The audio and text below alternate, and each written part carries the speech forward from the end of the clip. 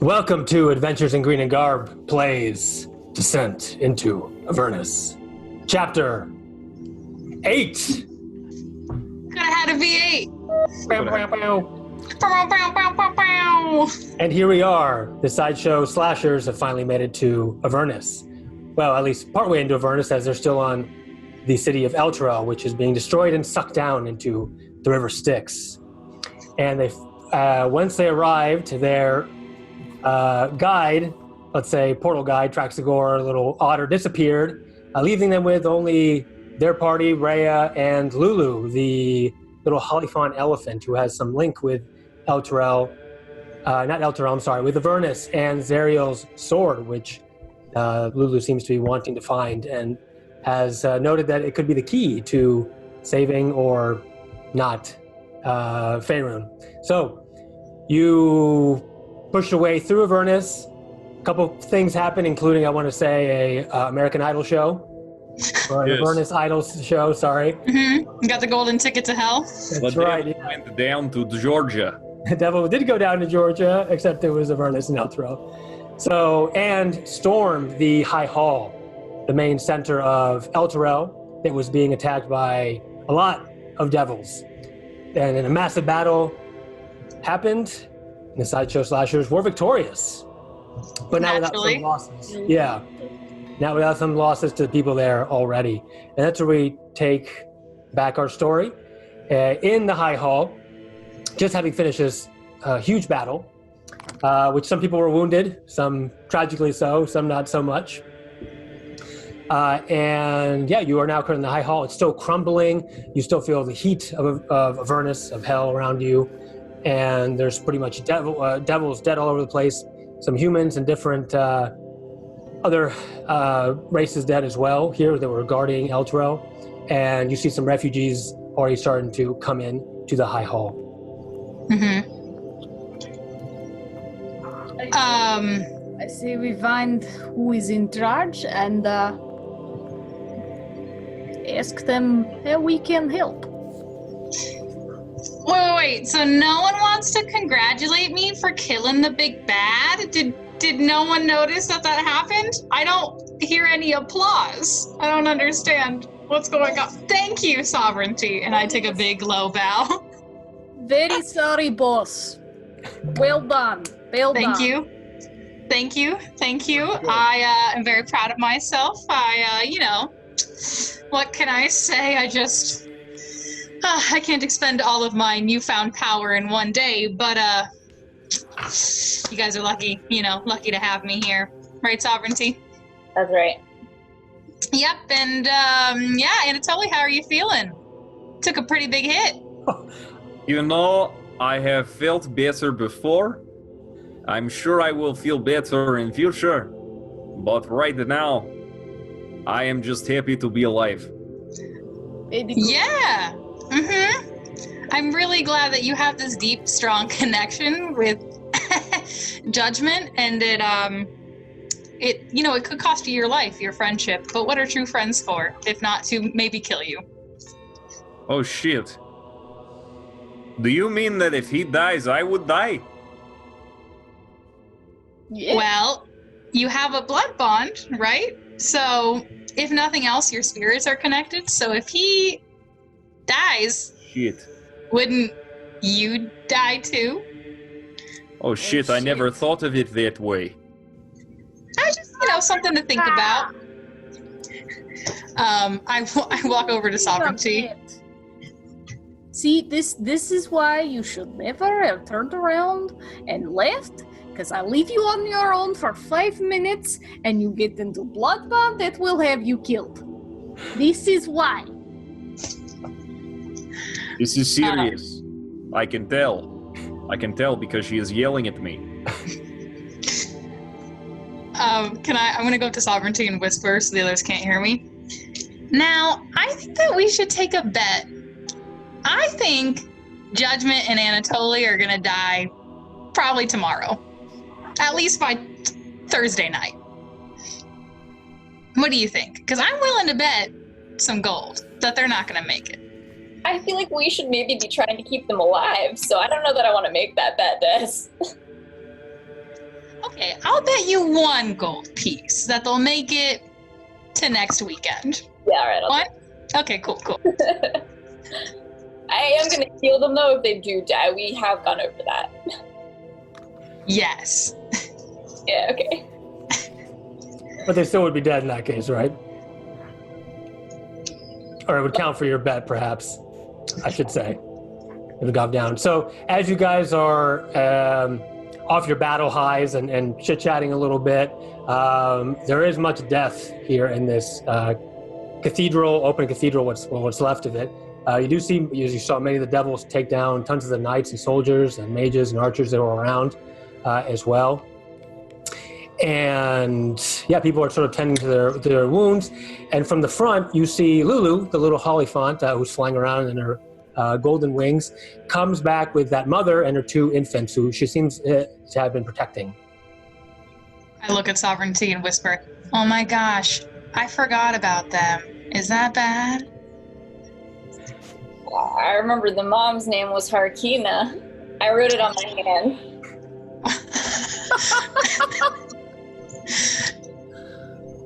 What were the kids' names? Did the kids have names? Oh, let's make it up. Let's make up their names. Harkina! Hey, she goes over to you and bows very deeply, and 4 goes, I assume 4, did you still have the kids, the toddlers in tow? Not in the battle. Oh, that's right, yeah, okay. Not during the battle, that makes sense. So she has her 2 toddlers in hand, and she says, Thank you for getting me to High Hall.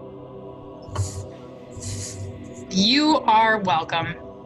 You, Harkina, and your small child, Harkino, and Sovereignty Jr. Okay, Thank you. I don't know. It's a common name. she looks at her 2 kids and she says, well, anyway, here's something for helping. And 4, she goes up to you and puts her second sort of kid on, she's holding him in 2 arms, and they're sort of crying a little bit. And she gets out a little bag that she hands to you. And she says, you didn't have to make that deal with that devil. Why not? You said, why not? But did I not? You did. Then I did what was needed. Thank you. And so she just gives you the bag and wipes some tears off her eyes, and it seems like she has no idea, no way to repay you or anything, and eventually heads her way back to where you're all seeing some refugees sort of come in, sort of out of the woodwork now that the devils have been defeated. So you have a little bag, Eric. 4. While this is happening, I would like to search the bodies of the devils. Do I find anything of any interest, or did they evaporate? They all evaporate into sulfur, and you can still sort of smell that smell. But here, they're unlike when you destroyed the devils back in the material plane. Here, they seem to be, any remains are completely gone. Like they seem to be just destroyed rather than Much interesting. This is. So you have the Fenris. You see Rhea start to make her way towards the end of the cathedral. And the only thing really that's standing here is, I don't know if you remember from the battle map, but there's a big fist. It's the fist of Torm. And that thing is almost like standing. Well, it is standing in its full capacity. It's glowing. Unlike everything else around you that's in flames and destroyed, it seems to be completely intact. I will go over to her, put my hand on her shoulder so she knows I am there. Does she say anything? She doesn't, and she doesn't look your way, but she takes your hand and sort of leads you towards the fist. Tell me about this. Out of everything in this room, it appears unharmed. It is. She looks at you finally after you get up next to it, and you feel a sort of healing radiance coming from it. And Rhea says, "This is Torm. His manifestation for us. It will heal you if you touch it." I will touch it. Okay, you feel like you've had a long day's rest. There's some energy, some really positive, good energy flows through you, almost the power of a god that's still manifesting itself even here in Avernus. And you now have equivalent of a long rest. You get all your hit points back and spell slots. Fantastic. I Care to share? hang on a minute. I turned back to her and said, "That is incredible. I've never experienced anything like it before in my life. We should tell the others." And she sort of waves to you and she says, "I'll be at the cathedral end." Would you like some privacy? No, come. Perhaps we should speak with Feria, Would is the High Priestess. I will join you momentarily. Okay. I'm sorry. Rhea makes her way up to the end of the cathedral where, the cupola is? Well, was. And then I would like to tell everyone about the magical statue. Okay, so everyone now knows about the magical statue, which... Oh, okay. Let's go touch it. As I'm walking over, I look at Four. What's in the bag? What's in the bag? What's in the bag? What's in the bag? What's in the bag? What'd she give you? Can I see it? Can I touch it? What is it? You're not checking the bag? I glance in it, and then I shut it and put it back in my pack. Do you want to know what it is? Not yet. Not yet? Okay. What's in the bag? What's in the bag? What's in the bag? What's in the bag? Space. Did you say Space, I think you said. Can I see it? I go to try to trip Four as he's walking to the statue. Okay, I guess 4, give me a dex saving throw. Yes. I need to see this bag spill open on the ground. Dex saving throw. Thank you very much. Well, he has advantage if he's within 10 feet of me. He may or may not be. 19? Yeah. Okay, you put your foot out to trip him, almost, not super seriously, and all that happens is he sort of walks through your leg, because he's a big robot, if you will, and you hurt yourself a bit. Oh, ow! That wasn't very nice after I saved you from the big bad guy, Four. I'm not talking to you anymore. And I go up to the statue and put my hand on it. Okay, you're fully healed. Great. I go touch statue. Okay, Antola, you're also fully healed. Anyone else? Yeah, for sure. You? Okay, and 4 with the pantomime. Yes, you're both, all of you are fully healed, including Judgment, who's licking his wounds a little bit, and he'll be along shortly. He got pounded pretty hard, I think. You start to see at the end of the cathedral, many people starting to congregate. The rest of the soldiers, and you have some carrying others who are quite wounded, and some taking the dead over to other areas. And at the end of the cathedral,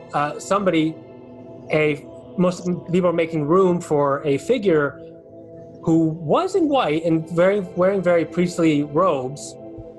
But now this white is covered in like demon blood, and it's a woman. You can't really tell from how far away you are. A woman with like brown curly hair and a very large warhammer in her hand. Why? Sweet. I motion to the others I start walking down in the direction Rhea has gone, and I motion to the others to follow me. Sovereignty, can you tell Four, because I'm not talking to him, that we need to follow Fenris? Hey, Four, we need to follow Fenris. Okay, Sovereignty. I follow Fenris. Okay, everyone follows there. But Sovereignty, as you're walking, you hear a voice only in your head, emanating from a certain shield you have equipped. That says, Oh no. Touch me. "Hey, that was some pretty good moves back there in combat." Yeah, you did some cool stuff, Gar. That was some sweet fire. I feel like you and I are pretty in sync. I mean, if I wasn't into angels, I'd be interested, but Oh no, don't. You're barking up the wrong tree, bud. All right, combat relationship only then.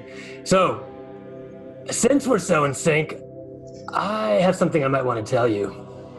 Oh, good. Yeah, lay it on me. So, why do you think those devils back in Baldur's Gate knew your name? Probably something with the demonic heritage. I don't know. You're on the right track. Think a little deeper. Ugh. They're hunting you. Why would devils be hunting you? Child of Zariel. Because I don't like Zariel? I don't know. Almost.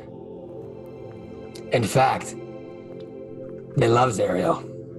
And they don't want you to reach something of hers. Sweet sword. Right. That sword that little elephant monster was talking about. Yeah. Do you know why? I feel like you do, and you maybe want to tell me. I'm debating. All right, I'll tell you why. Give me persuasion roll, Sovereignty. Or, yeah, it's probably persuasion or intimidation, I would say.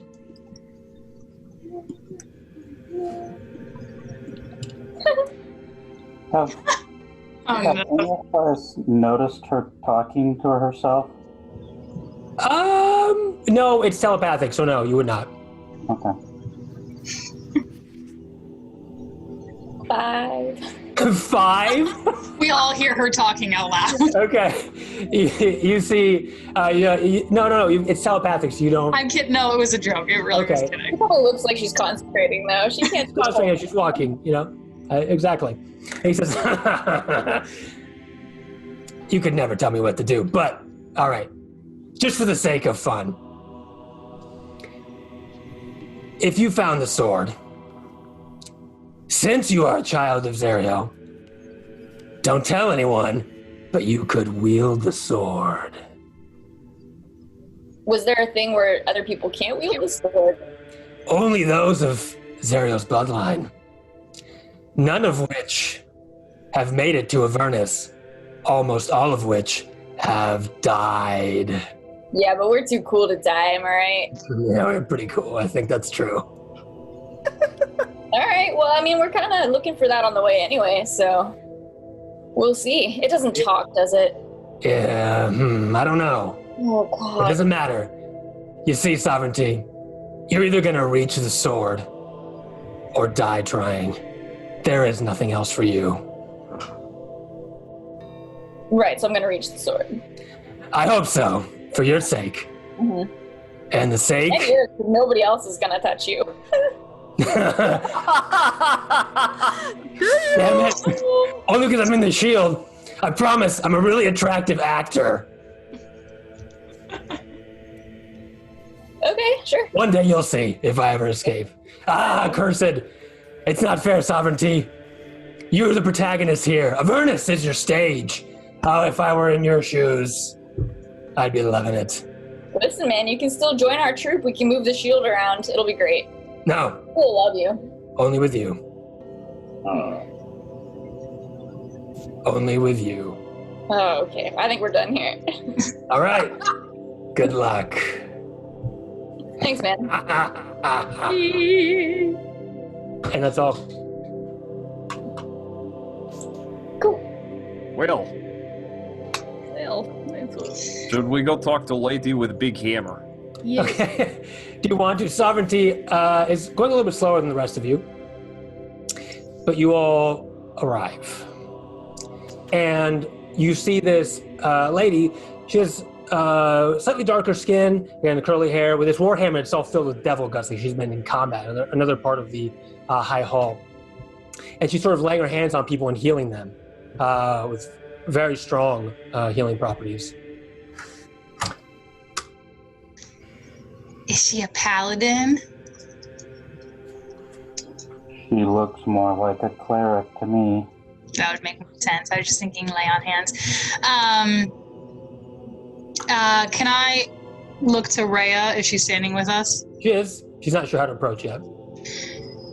I'll go up to her. Hey, Rhea. Is she the woman in charge? Since the High Overseer is dead, yes, of course. So, we are looking for several things, as you know, and I feel like she might be able to point us in the right direction, like Raven Guard. What's going on here? Because time's ticking, and this city's gonna end up not existing, probably. And I don't want to be here when that happens. So as you're talking to Rhea, she seems to be trying to tell you to keep your voice down a little bit. But before you do that, and then at the same time, she's sort of like trying to hide behind you a little bit. And when she replies to you, that high priest, that Feria, turns and she sees Rhea and immediately bubbles up in joy and happiness and runs over to her. And you see that for a moment, it almost looks like Feria is going to kiss Rhea and then sort of like steps back for a minute, like she kind of knows her place and doesn't. Oh no. Oh no. Hello. Okay, so also I feel like I should say at this, I don't know if I get you for. I'm not in the double form also. Let me preface that I was in the battle. Okay, I assume you would have returned to normal form. Yeah, no, I'm back in my normal form. I was like, I feel like I should have said that. Hello. This is maybe. Okay, so I'm gonna go up to the priestess, and I'm going to try to diffuse the awkward situation. Yes, where I'm from, kisses are also customary, and I'm gonna kiss her on both cheeks. Or go in for it. You're gonna go in for a kiss. Okay, you're gonna have to give me a. Oh my God, what would I do there? Maybe a contested. Probably. I mean, contested. I'm gonna say acrobatics in this case. Acrobatics, but for where I'm from. If you go in to try to kiss somebody, they might either try to get away or maybe they'll kiss you. Who knows? Oh, I was going for the cheek. Like Spanish Feyru. Okay, go ahead and roll.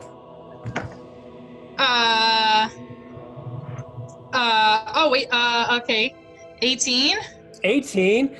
All right, so as they're talking, and Rhea seems a little flustered and not sure what to say, and this lady who's, as mentioned, is her name is Feria, you managed to kiss her on one cheek, just from the side, but she's not paying attention. She's sort of focused on Rhea, and she looks at you and sort of backs up a little bit and looks at Rhea and says, I'm sorry, is she with you? Yes, we are all in the Sideshow Slashers. These are my friends. I kiss my fans. And at this point, I would like to kind of step slightly in front of Rhea, and I am growling. Are you still a werewolf? I never said I shifted back, so actually, yes, I think I am still in my werewolf form. Okay. A werewolf's, I think. Anyway, it was you guys. A werewolf's evil? I actually don't know. I'll have to look that up. I wouldn't necessarily say evil, I'm just being protective. Okay, so big hulking. Oh yeah, but you're not like a full werewolf, so okay, all right. You get back and Rhea sort of puts her hand on your arm and whispers to you. Rhea says, Founder, it's my star, it's not what you think. We were together, but so long ago. Then what was with that very suspicious greeting I just saw? I haven't seen Feria for a very long time, and I assume she was happy. Very well, I am sorry. And I will then kind of calm down and shift down.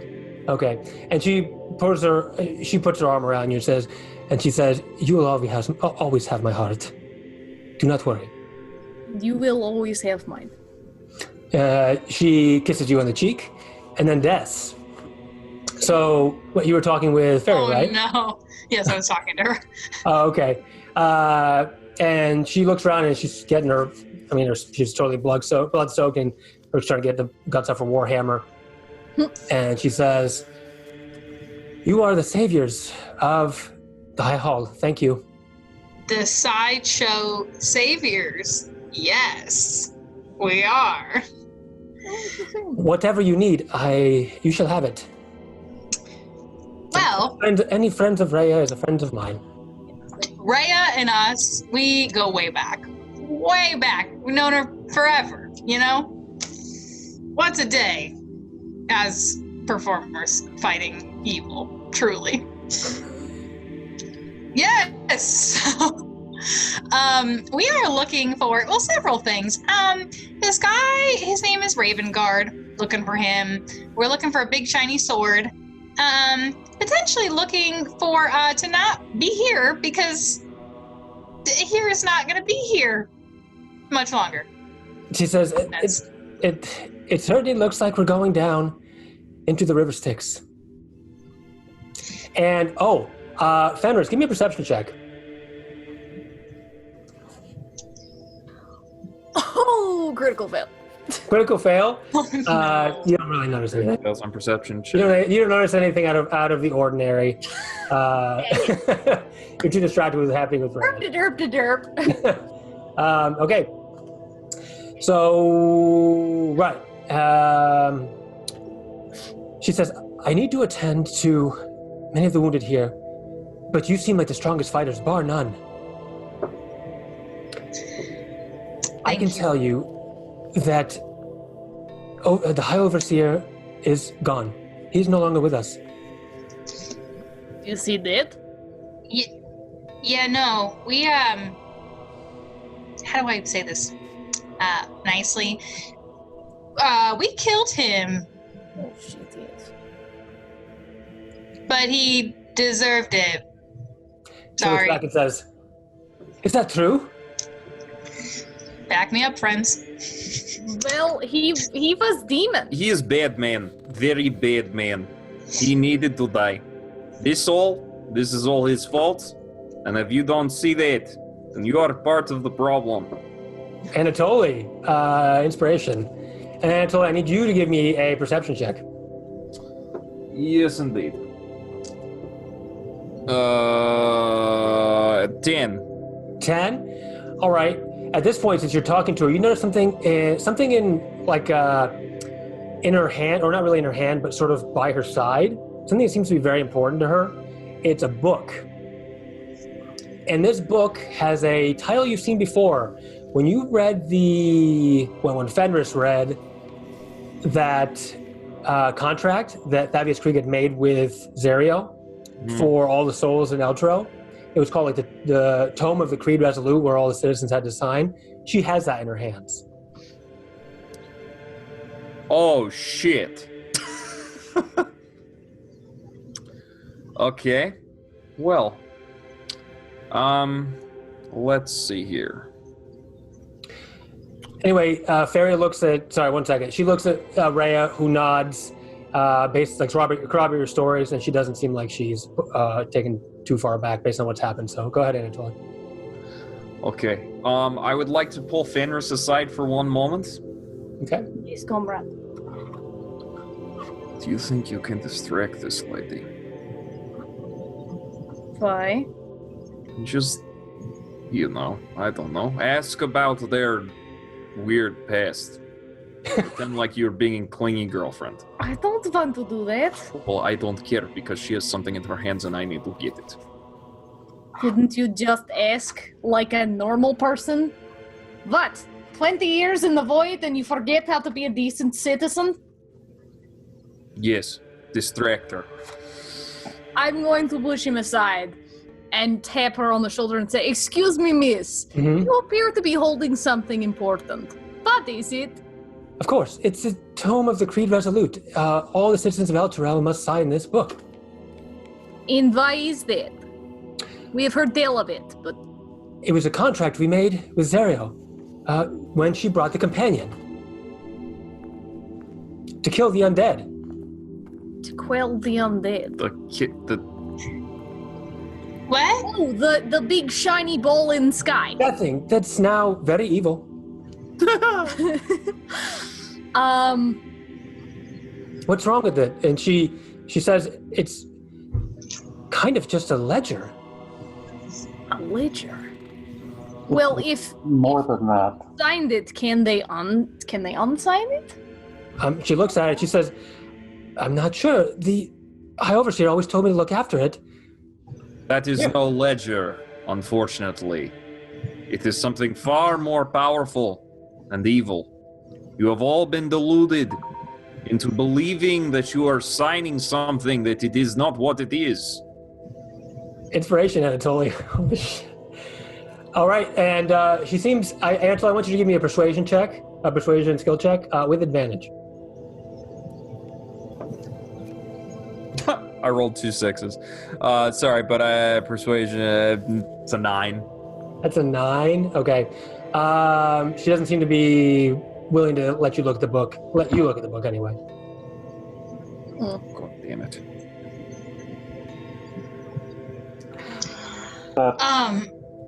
Go ahead, Fork. Or what were you gonna say? That book was the contract forfeiting all of you to the demons. Roll a persuasion check for. I have none of that.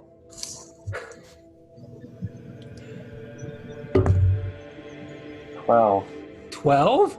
Okay, after you've all seemed to said this, what's up? You seem to all said the same thing, and she says, "All right," and she takes the book and hands it to you, For, and says, "Do with it what you may."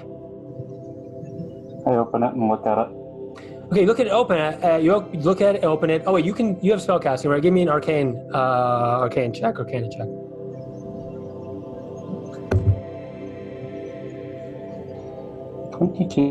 22. Wow.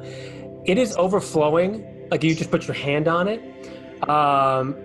And for some reason, it didn't seem like Faria was able to detect this, and you don't know why. Maybe something was, who knows.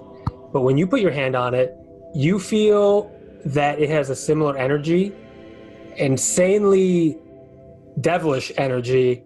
The same thing you felt with that contract is in this book. It's flowing through this book.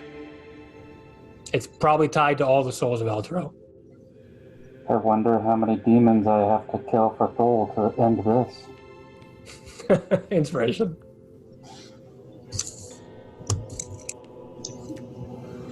What do you think, For? This is just like my contract with Thol, but thicker.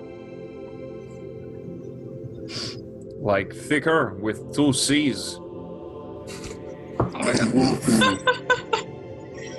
So, what does this mean for the people here? I do not know how to annul this.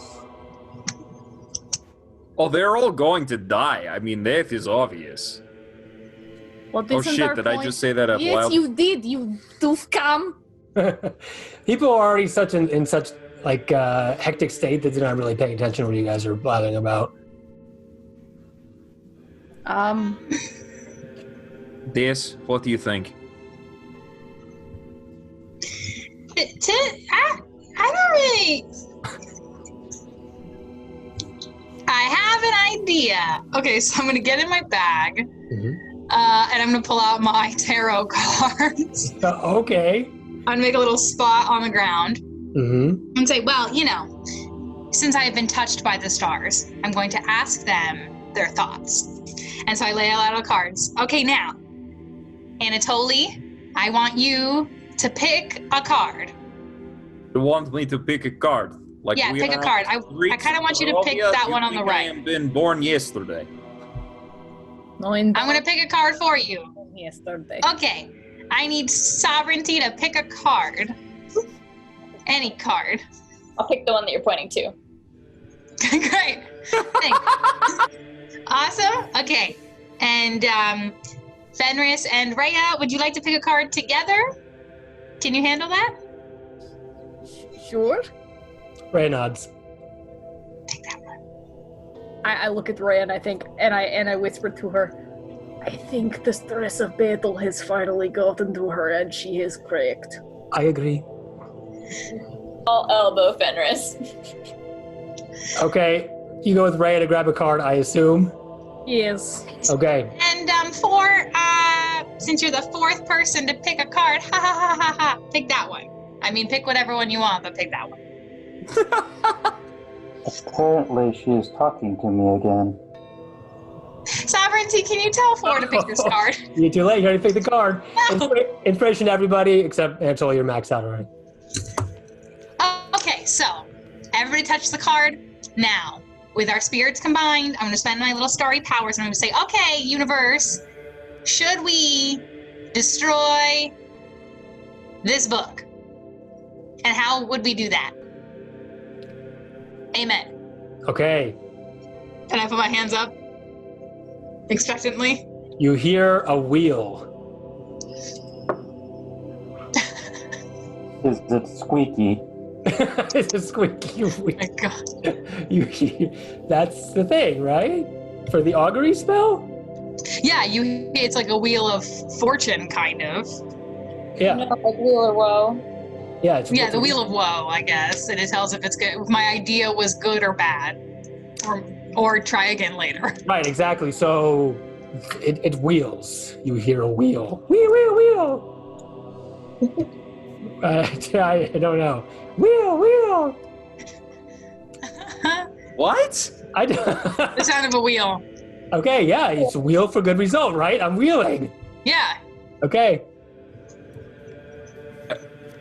Hand? Good results. That's the result. That's the result, Des. You got a wheel. It's an 8-ball. Wait, what? I get What? an action. I don't know what's happening. I know what's. Okay, hold on. It's an 8-ball. Is the idea I'm saying to destroy this book, is it a good idea or not a good idea? It's I good. mean, it's a good idea? That's why you got the wheel, right? Oh, I got an image of a wheel. No, the wheel. Wheel. Oh, okay. Wheel, Okay. wheel. Oh, okay. That's... Oh, it's an omen. You got a wheel. That's what I'm saying the whole time. I thought I was watching. Okay, I look at the group, I touch all the cards. I said, okay, I've had an image of a wheelbarrow heading north. And it runs over the book. And the book falls into the river next to the wheelbarrow. So I think we have to destroy it. Amen. Okay, hold on. So I'm supposed to give you like an omen of some kind? Is that, it has to be like a visual omen? No, I think the wheel is the omen, which is good. Got it. I don't know. It's a very dumb spell that I'm turning. Your course of action is a good one. Yeah, wheel. Okay, Sovereignty, tell Four to destroy the book. Here, for destroy the book. Okay. I pull out the certain special dagger I've been hanging on to. And I The dragon dagger? It won't just kill everyone. Hey, let him try. He's a What was he robot. thinking about that? No, the wheelbarrow said it's fine. Wheelbarrow says it's fine. What could possibly go wrong? 4, you stab it. Okay, Stab Four. Are you stabbing it for? Yes, but I'm holding the dagger with a cloth. I'm not touching it directly. That's fine. You go down with some might straight down the book. Mm-hmm. All right. You hit the book and it stops. No matter how much pressure you apply, you can't even get through it. You could, even if you open and go to a page, even a page made of parchment, literally nothing can go through it. It's completely impenetrable. I put the dagger away. I see if I can rip a page out. You cannot. At all. Somebody catch him on fire. Oh, could I use a potion of fire breath on it? Yes. Oh, sovereignty. That's Can you have your little friend burn this? Yeah. Good call. I set the book in an open space away from the crowd. I tell the crowd, we're performing a book burning. Okay. Everyone's sort of taken aback a little bit. They're more and more distancing themselves from you guys. I don't know that it's gonna work. I feel like this is gonna take a stronger sort of magical. Yeah, no, it's So not. you're It's gonna not. talk with Greg or whatever you call him? Gary. Oh, Gary, Isn't sorry. he, Gargoth. like Garganeth or something. Gargoth, I think is, well, it is his name. That's scary. Hey, Gary, wake up. He looks up and says, I thought I was an idiot. Excuse you? What are you trying to do with that little thing? I mean, it's bad, right? We got the whole wheelbarrow that said it's bad and we should destroy it, so...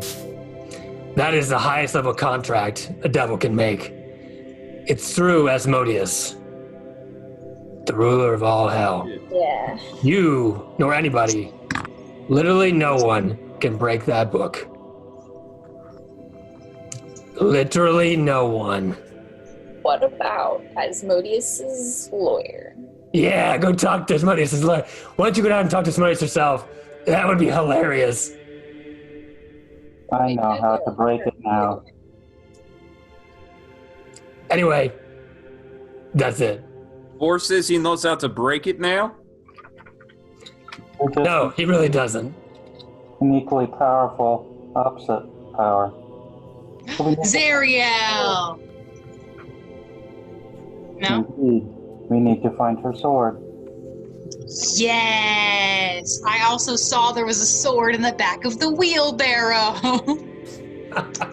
If you have that again, maybe I'll give you more, I don't know, more information. I wasn't sure how it worked. Hey, No, it's really fun. floating elephant friend, what do we do next? So you hear, you see, Lulu is using her trunk to heal people. She's sort of going and healing people and talking to people around that have been wounded. And she says, we gotta find the sword.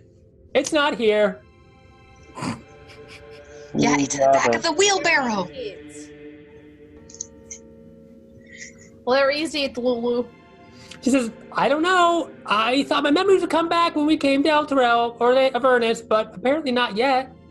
I'm sorry. And she goes back to healing people. Then we must go deeper. Wait. So Feria talks to you one more time, Des, and she says, so you cannot do anything with the book? Unfortunately, No. you cannot destroy it. Unless somebody knows Asmodeus's lawyer. All right, so the inspiration. But no one knows Asmodeus' lawyer. Okay.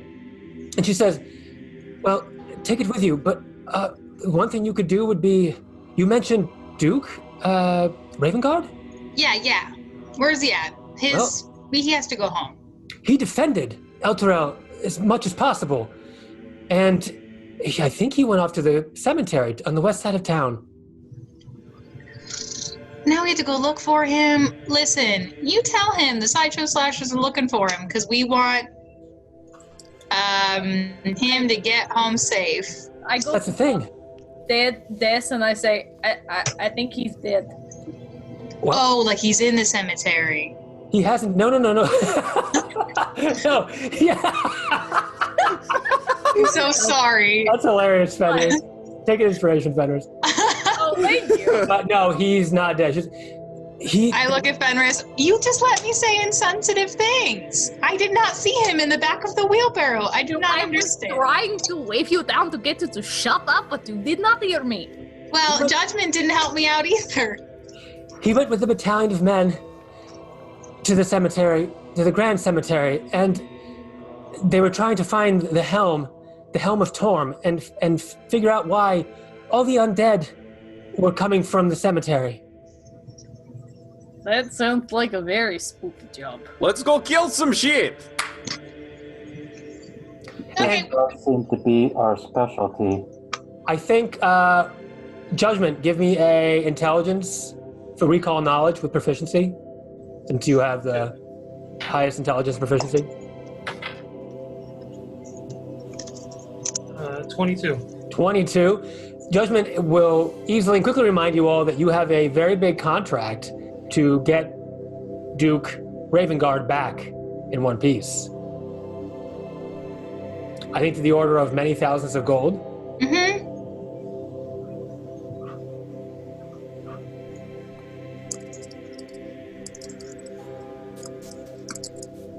Okay. So, time to do what we do best. Time to kill some monsters. Let's go to the cemetery. Point us in the right direction. Okay, Farah gives you some quick directions, and she looks at Rhea a little bit and asks Rhea to stay and help.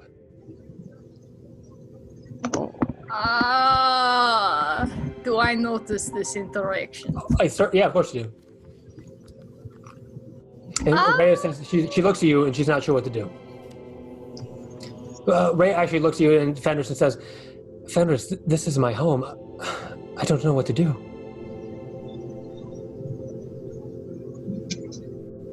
What you feel is best in your heart, and I will respect your decision. She looks straight in your eyes and she's clearly fallen very much in love with you, and she's going to follow you to the graveyard. To the cemetery, I should say. Yeah. Symbolism. No, I'm kidding. Right. I will fight with Take you. her hand as she walks up to me. Okay. All right. So are you going to all head to the cemetery then? Before you leave, Faria sees this interaction, Fenris, and walks over to you before you leave and says, "Wait, hold on a minute. I can tell you've been Rhea's in good hands with you. Take this, please." And she hands you a little gem. Do you take it? Yes. Okay. It's a beautiful emerald gem. What is this? Thank you. You'll need somebody to, and she says, we kept it around, but you'll need somebody to identify it, I think. Okay. Thank you. What I know is it's very strong magical powers. Awesome. Perhaps it will come in handy if we have to fight this Asmodeus gentleman. Yeah. Fantastic. I will watch over it very carefully. Use it if you or Ray are in trouble. And she quickly, a little embarrassed or you can't really tell, and turns around and gets back to helping people. I turn around to leave, kind of unsure of what is happening. Okay. She just seems to be in an awkward position when it comes to Rhea. That's all.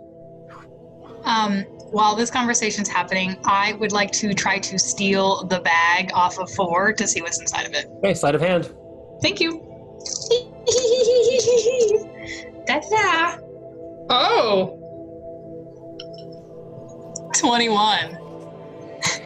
Okay, I think you need to give me a perception is the opposing to sleight of hand.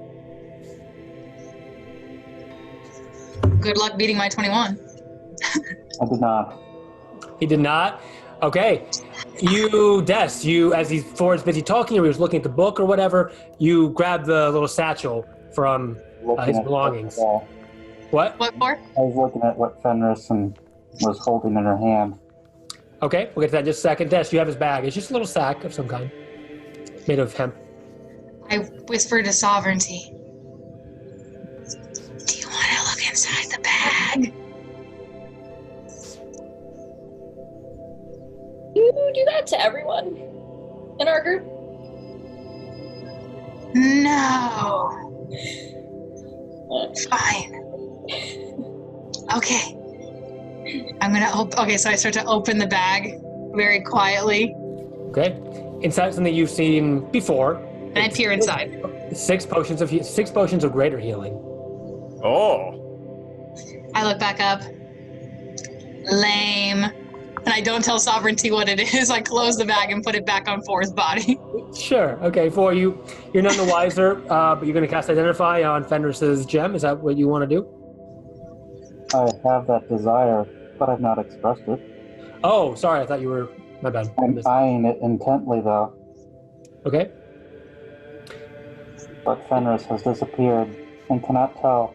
Or she'll be right back. Yeah, we can identify that soon. In the meantime, you are heading back out into Elturel as soon as you leave the High Hall. Now with some directions. Okay.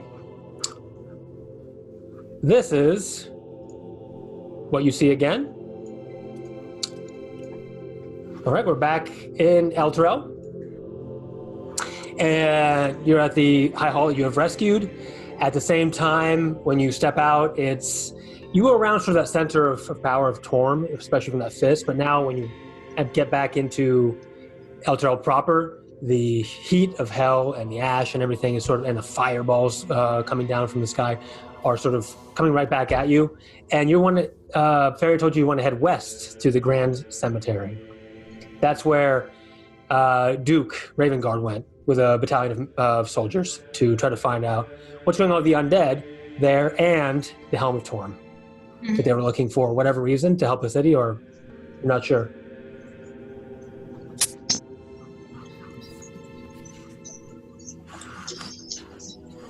Cool. Okay. Ready to head west? Yes. All right. I think that, we'll wait on that for a little bit, or you want to do that now?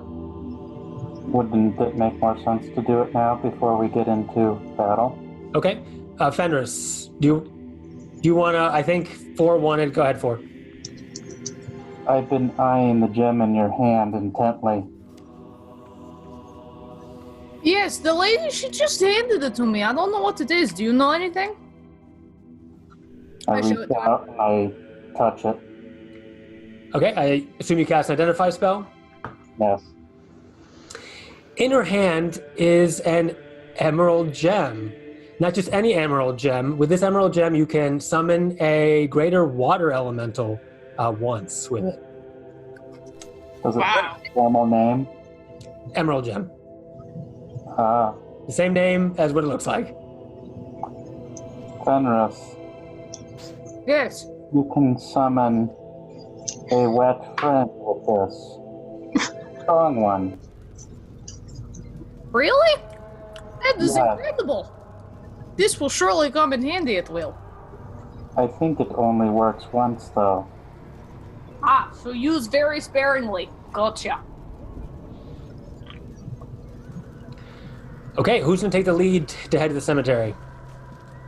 Before we go, I look in my bag. Everything seems to be there, right? I don't know what was in there in the first place. I Oh, went okay. It's 6 potions. 6 potions of greater healing. I pull out 5 of them and hand them around to the party. Oh. That's nice. Wow, 4, that's so nice. A potion of greater healing? I had no idea. Isn't this cool? So they heal for 4d4 plus 4. Thank you, Eric. 4.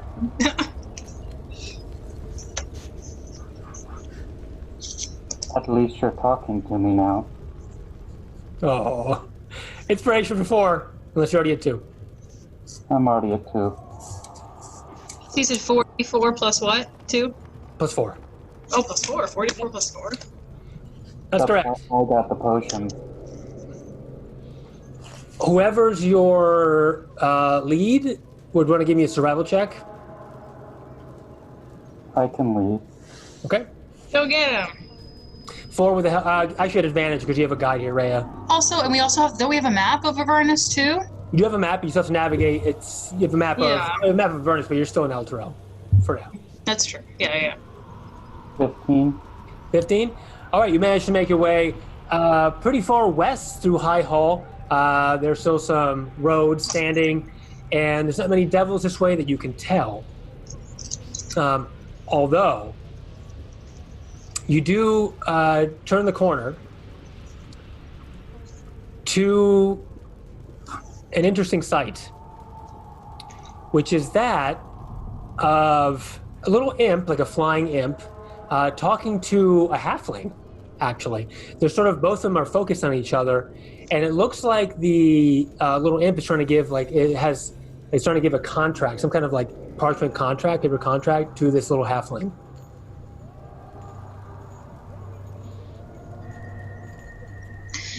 Who seems to be eyeing it and reading it, but not sure what's going on. I walk up behind the halfling and read over his shoulder. Okay, so anybody else doing anything? No, thank you. I will let. I don't need to worry about them. We Okay. have bigger fish to fry. So Ford's the only one that walks up. The rest of you just walking in or waiting. I'll go up with 4. And behind him, I will also transform into a small halfling. Okay. All right. You transform. Bend in. You get there, transform into a small halfling, and 4. Go ahead and give me. So as you approach, the imp looks at you and says, "Get away! Get away!" Are imps devils or demons? I forget. Imps are small devils. Yes. Okay. I'm just curious about the contract. And it seems like he's not in a position to do anything about you, 4. So the halfling looks up and says, "Hey!" Hello. And he sees somebody. It's not a devil. Finally, he says, "Hey, can you?" He's looking up at you. "Hey, can you read this?" I think so. Okay? So go ahead and can you speak and read Infernal? No. No, you have no idea what it says. This is a contract to give up your life. And then says, "No, it's not. No, it's not. It's to get out of Elturel." No, I can read definitely not. Okay. I'll waddle over to Sovereignty. Listen, I feel bad that I was making fun of 4 before. I think this thing is written in Infernal. Can you just go read it so we can keep moving? I do that. You go over to read it. Okay. The imp's very upset, and he's sort of flapping around, and he's not sure what to do. He's looking around. Maybe there's other devils he can ask help for. So I need you to give me an investigation, Sovereignty. Yeah. If you're going to read the contract. And now the halfling has in his hand, he's sort of like scratching his head. He's not sure what to do with it. I get a minus on this guy, so that's Echo. 16. 16? Yeah. Okay. You find that based on the contract you already read in Candlekeep, and sort of going through some legalese, and really you can read the language, sometimes it's pretty plain to see that this contract to leave Elturel is leaving Elturel by death. I told you so. Huh? I told you so. Well, only Sovereignty knows what it says right now. Oh, I'll share that for Oh, sure. you should? Okay. All right. This is why you don't make deals with devils. Unless it involves killing demons. In which case, go ahead. So Halfling looks up and says, "Are you sure?" Well, It says yes. Okay. If that's what you said. So the imp looks upset and then casts invisibility and vanishes from the spot. At the same time, the contract vanishes from the halfling's hand. And something metal hits the ground where the imp disappeared from. It's like drops and tings over the ground. I looked at that location. Okay, you see a little coin. I do not touch the coin, but I get a closer look. Okay, it's a coin made of dark infernal metal and has like a contorted face on the front, almost like a coin of currency. I pick it up after all. Okay, And I it's stick it in the bag with my dagger. you what with your dagger? I stick it in the bag with the dagger. Okay. You now have a coin in your pack, let's say. And the halfling looks up and says, "I don't know what to do now. I can't leave." Go to the high hall. It's saved? It is. Okay. you're welcome. And he says, "I have nothing to give you." And he just dashes away.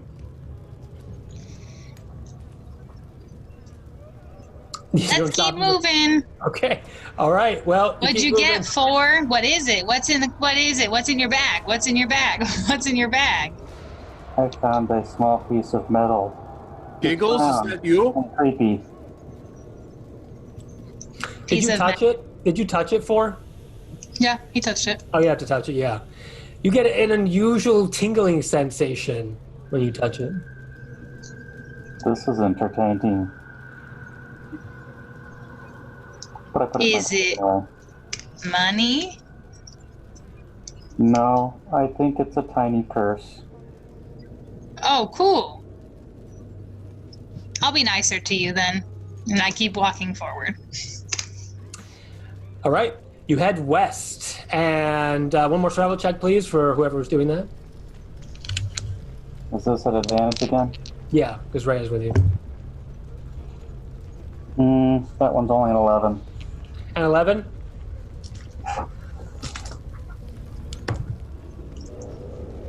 Okay. Nothing else really occurs on the way to the Grand Cemetery. But when you approach the Grand Cemetery, Judgment, you feel some familiar energy pulsating from the cemetery. Energy, necromantic energy, let's say. And when you get close enough to see, you go over like a bend. The whole cemetery is surrounded with like a 10-foot tall brass fence. Although lots of it is fallen at this point. And there's lots of humanoid body parts, actually, that are adorned and spikes on top of the fence posts. Some of the parts are wriggling and writhing as if they were still alive or not alive. And everyone give me a perception roll. Oh, cool. 13. 10. 22. 10. 20? Okay, anybody that rolled above a 10 quickly notices that a 10 or above quickly notices that inside the cemetery, it's quite expansive. But as you get closer in the center, there's a chapel. Well, it seems to be like it's at this point kind of bombed out because of the fire's destruction here. But there is a chapel in the center, and around the chapel are hordes of undead. And all the undead are moving sort of strangely. And whenever the companion, the thing above you that's now pulsating dark energy, whenever that sort of like pulses like lightning, all the undead sort of twitch.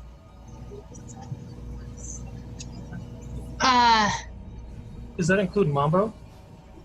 No. Does that include Mambo? Sovereignty. Can you burn them all?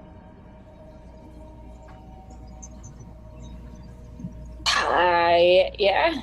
I feel like the undead is more Judgment's wheelhouse, but if we just need to burn them.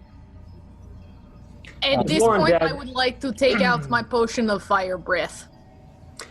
There's more undead than you can shake a stick at. There's more undead that would cover the range of many, many fireballs. Judgment, can you control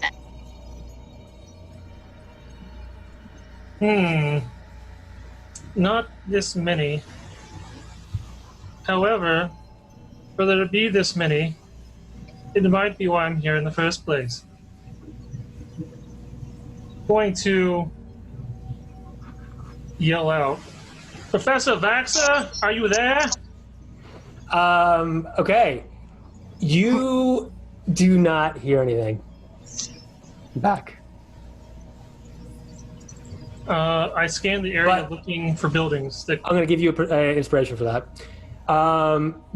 Okay. Aside from the chapel in the middle, which maybe is about maybe 50 or 100 feet away, and there's like lots and lots of cracked gravestones, crumbling monuments scattered around sort of the whole cemetery grounds.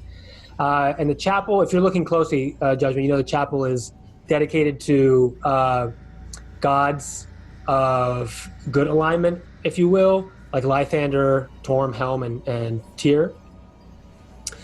And the only other thing you see is a kind of like probably like a priest's little hut or something, or a priest's little home, over the caretaker was of the cemetery, right next to the main chapel.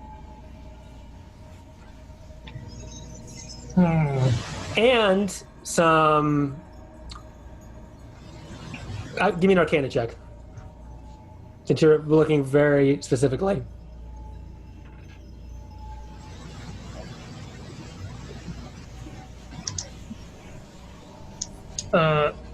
32. 32? Wow. Jesus, are you freaking serious? Okay. What'd you roll? Oh my god. Rolled a 20, and I have some extra bonuses for Arcana. Holy shit. That's wild. Okay. The secrets of the universe will not be revealed to you. You notice not only that, but when you're really digging down to your arcane and necromantic roots and power, you know that what's emanating from there is Dr. Vaxxer's work. And something from behind the chapel, like if you focus, you see like flows of energy, like arcane energy, something from behind the chapel is especially robust with power. And the undead seem to be sort of linked to the same kind of energy that you have, and that flows through Mambo.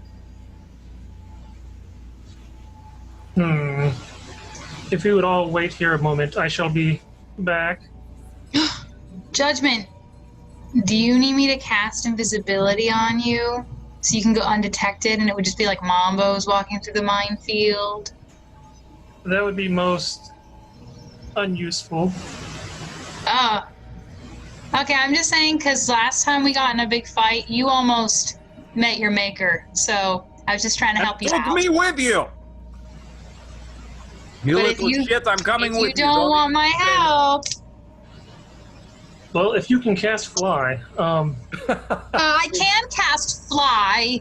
well then cast Fly on Anatoly, because I'm already up in the air. Oh, that's right. Doesn't cast fly with her lyre, right? Oh my gosh. Okay, ready, Anatoly? Okay, I know, because you owe me. Okay, so I wrote a poem with my lyre. I pull out my lyre, and I start to sing a poem song. Okay. And I said, my golden lyre. Right? It's a haiku. My golden lyre. Rockin' and rollin' in hell. What's up, Elturel? Boom! Hey, drop the mic. Inspiration test, very good. Thank she plays you, the lyre. It sings a little bardic poem, and suddenly Anatoly begins to levitate. I cast Fly on him. Okay, and then he. Go, fly right. on the words of my song. Okay, and then Anatoly and Judgment take to the skies. Dun dun dun dun dun dun dun. Judgment's like, I didn't actually want you to cast that, but it's too late now. Okay, Judgment, where are you and Anatoly going? Well, we're going to fly over the horde and Okay. head toward the backside of the building. Are you taking Mamba with you? I can't carry him, so no. Is he gonna just stand guard, or what's he doing? Is he following you through the horde? He's gonna stay with everybody else who's not flying. Okay, Judgment. As you fly up, I need you to recall knowledge again for me, or actually, everybody was there. Why don't everybody give me an intelligence check? Just intelligence, no proficiency. When I have advantage on intelligence. 15. Wow. 9. 19. 19. 25. 55. 25. Okay. Roll the 20. Big 8. Big 8. Okay. Anybody with a, I think only 18 or higher. Who's that? Oh, I had a 17, so no. Just Des and Thor. Oh, both of you. Well, because I used my pack of the star chain to get advantage on You can do that, but yeah, Is that only one charge per day? Sorry. one per rest, I think. One per rest. Okay, Yeah. great, I used that.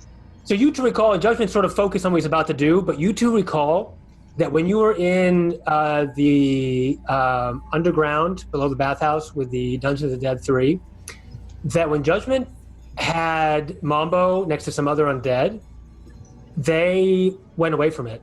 Remember? I don't know if you guys recall that. Oh, no, I don't remember that, but I do now. Do you remember that, for? No? Okay. Just a small tidbit that you two are aware of.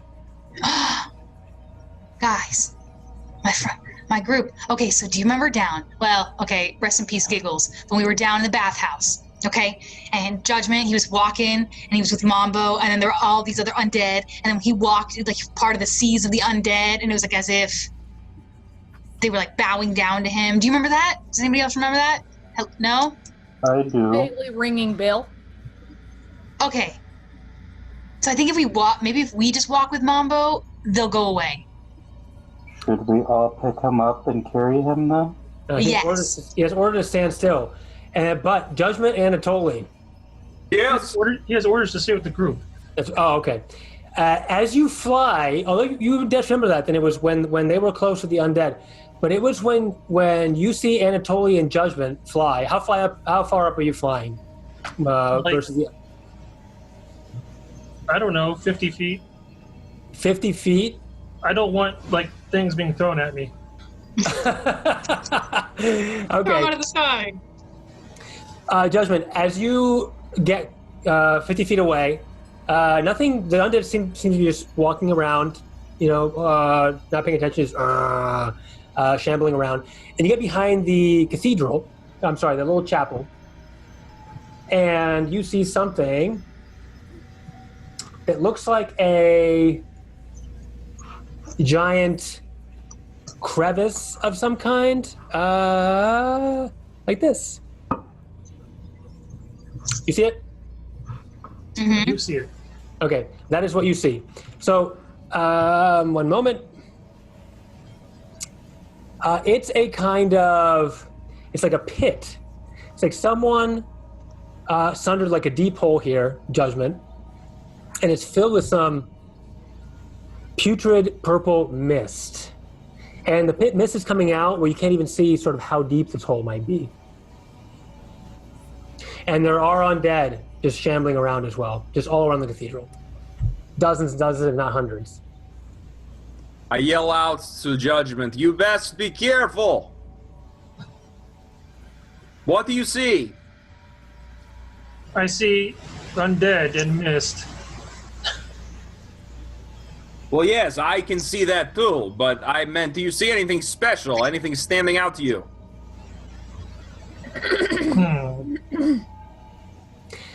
You don't. Other than that, other than the pit, that's all. There's, again, a little house here, as I mentioned, like a little where a priest or somebody, caretaker would have been, and then the whole chapel itself, which seems to be not crumbling. It's still pretty integral, if you will, but all the glass would have been, it's all dyed and stuff. Gosh, what am I? Stained glass. Thank you. Stained glass is all shattered out, but you cannot see inside at all. There's like a dark mist coming out. Very ominous.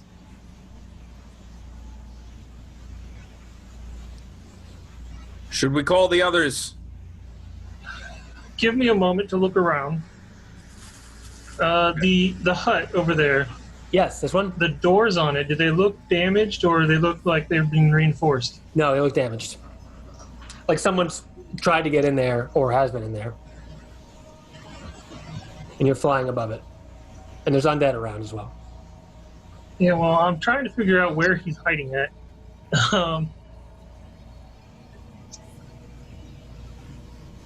I'm gonna fly down a little bit lower. How low? 30 feet above the door.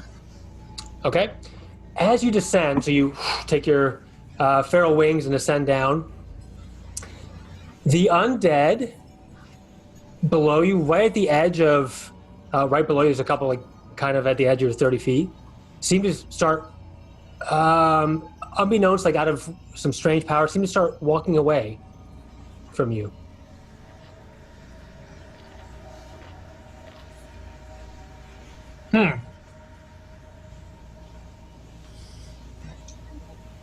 Interesting. I'll fly down a little bit lower towards them, like 10 feet up, out of their range, but kind of like try to herd them some. Gotcha. And that's exactly what you can do. They seem unaware of this, even though their companion light above seems to be like controlling them to some capacity. They stay far away from you. It's not like they're like scared or anything. They just naturally move away from you.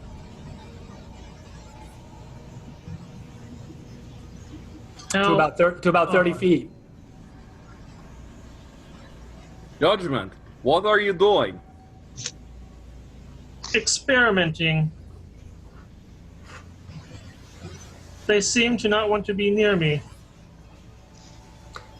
Can I see that this is happening? Yes, but he's quite far away. You'd have to yell if you wanted to get Oh, him. no, I was saying to tell the group, the rest of the people who are standing around. You guys see that? See how they're moving away from judgment? His aura speaks to them. You know what I mean? They're like, it's like a magnet. They were like repelled from him because they honor him.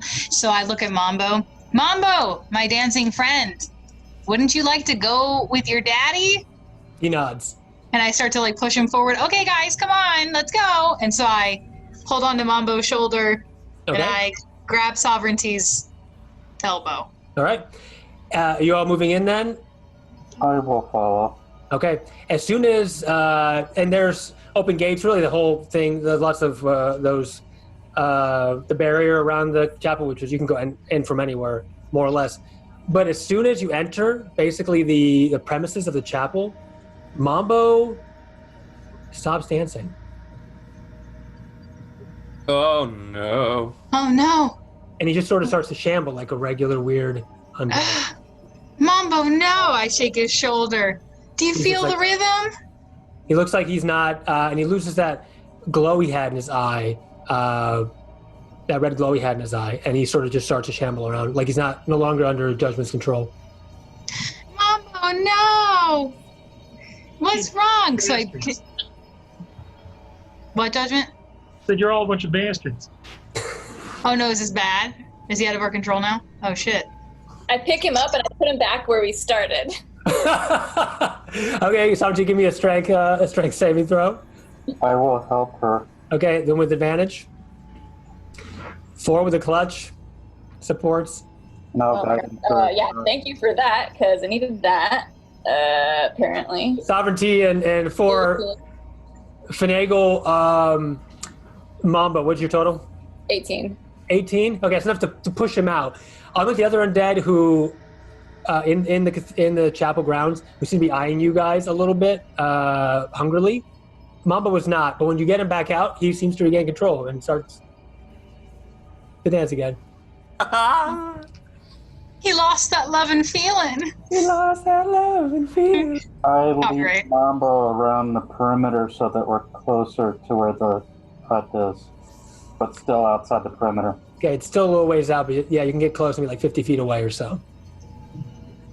I yell to Judgment at that point.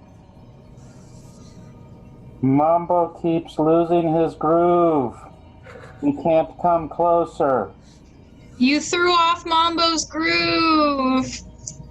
Well, you guys go get Mambo's groove back, and Side quest activated. I walk Mambo in a few feet so that Judgment can see what happens. Okay, Judgment, you see that Mambo deactivates as if you lose control over him, as if something else was taking control. And the other undead in the chapel grounds begin to shamble towards 4 and Mambo hungrily. Brains. Sovereignty, can you help me again? Do you want to do it, or do you want me to do it? You You better. won't have time this time to get him out. Basically, the undead are going to attack you. Oh, I only moved him in like 5 feet. Well, that's enough to get the attention of the undead, but maybe go ahead and try if you want to. Leave Mambo behind. Run away. No, Tetsuo. and fucking tastic. Judgment. How far away do they stay from me? 30 feet. You're about 50 feet away from 4 and Mambo. Will a 12 do it? Movement.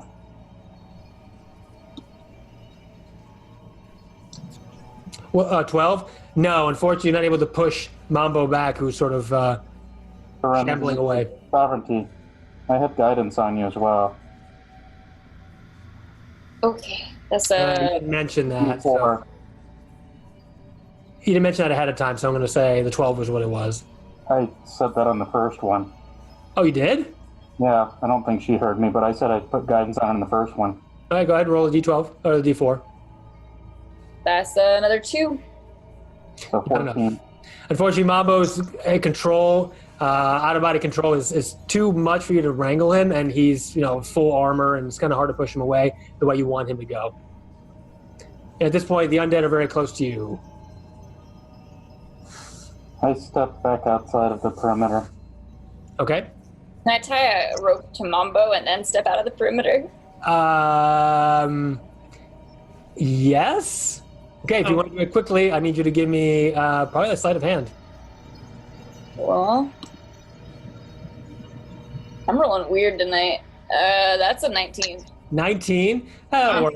So you quickly lasso his, I want to say, foot or something, or arm?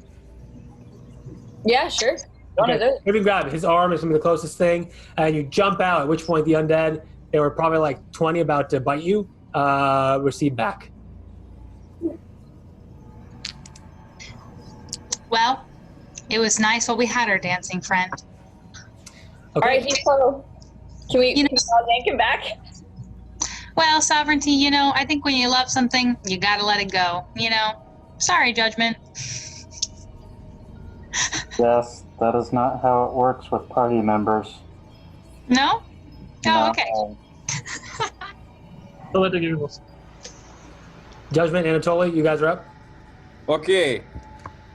Judgment, you need to find our point of entry because I am going to bash in and start killing things if you don't make a damn decision. I'm gonna land in front of the door Uh-huh. and knock on it. Okay, there's nothing to knock on. It's pretty much busted down. You can walk in.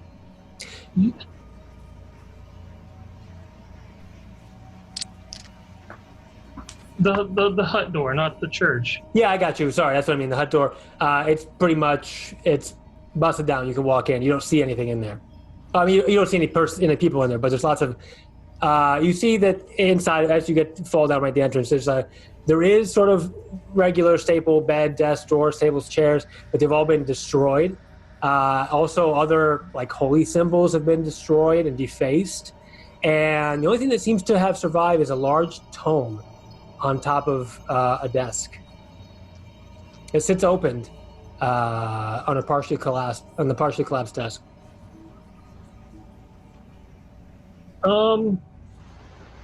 Suspicious.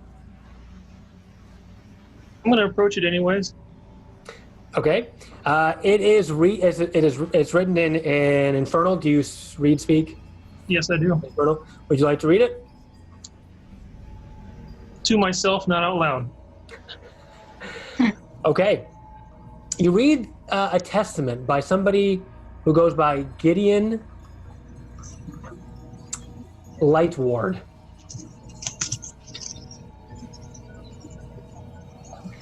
In it, it sort of details months.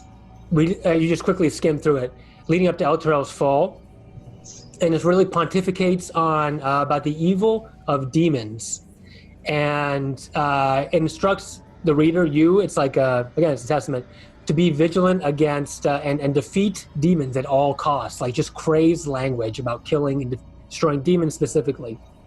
And it praises sort of devils and Zeriel that stoically stand against the demon hordes. And finally, that any angelic servitors, like people of the gods of this chapel, like angels or what have you, of Lythander, Tyr, etc., has sort of like chastises them for not helping against the demons.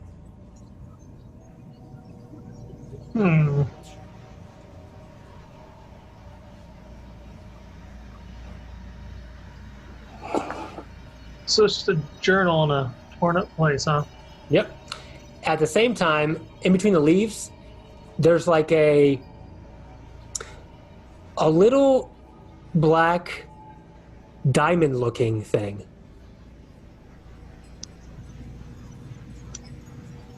Take a little black diamond gem. Find anything?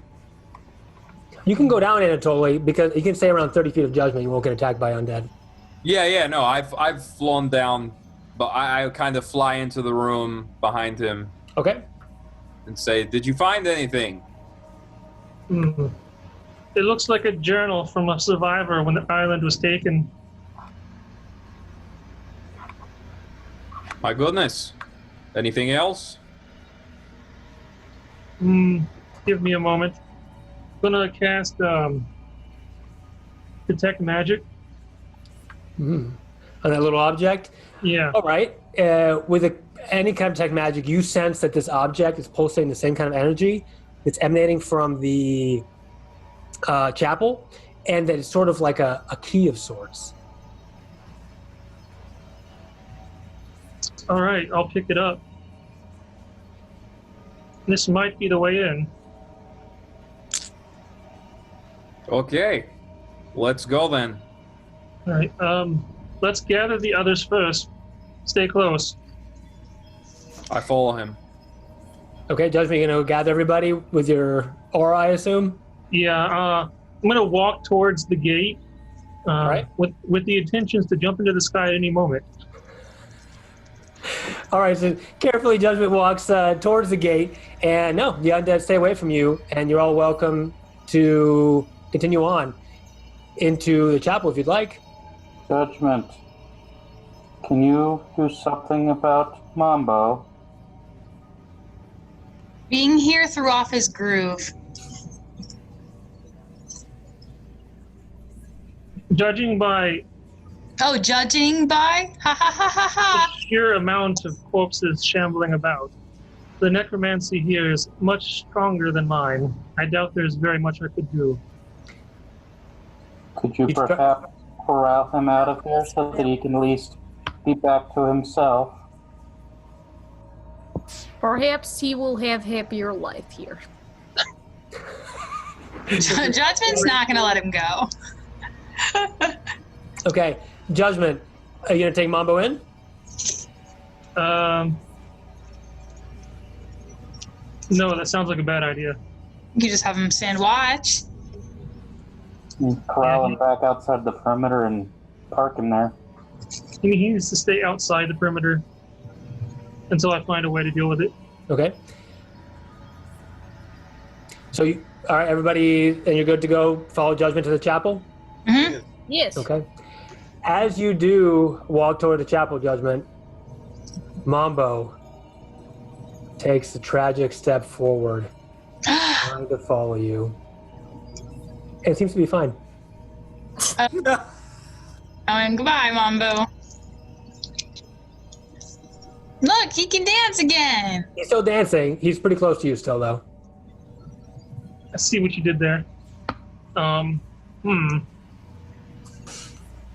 He just has separation anxiety, guys. Don't talk about it. Okay, it makes him nervous. Okay, so we start walking. We follow Judgment to the chapel entrance. The chapel entrance. Okay. Before we go there, I'm gonna cast Armor of Agathes on myself, just in case. Okay. Oh, good idea. I'm gonna prep for battle. You never know. Only thing in front here, really, in front of the chapel, is just carved pillars that seem to have resembled those gods I mentioned earlier, but they've been completely defaced. And again, you cannot see it all into the chapel, but as you get this little gem thing closer to it, it starts to like quickly resonate, like hop faster and faster and faster. I have a question. Yes. I can see through magical darkness. Am I able to see through this? No, it's like a mist of energy. Okay. Yeah. Right, well, I'm gonna hold the so-called key out in front of me. Okay. I don't really see any place to put it. All right, as you open your palm to it, it begins to shake wildly. And more and more and more. You're going to try to stop it? No. Okay. And it goes and bursts and like crystal shatters at the same time. All the darkness in the chapel rushes out.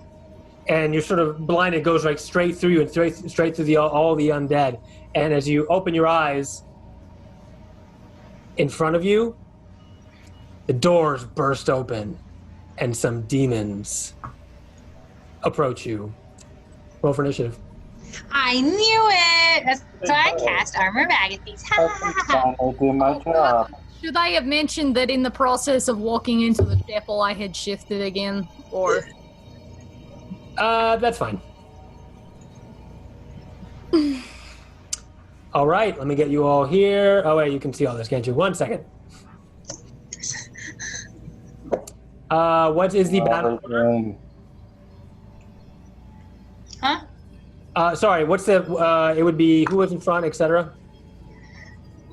Judgment and Mambo, right? 4 in Sovereignty, and Anatoly would be with Judgment, so I'm at the back. And probably Fenris, would you be at the back with me, I guess? probably. With Rhea? All right, and then got it. So let's go back to the battle map. Okay, so Judgment was up front. I'll put you outside of his opportunity range. Judgment, you're up front along with Mambo. Who else is up? Sovereignty and I were right behind them.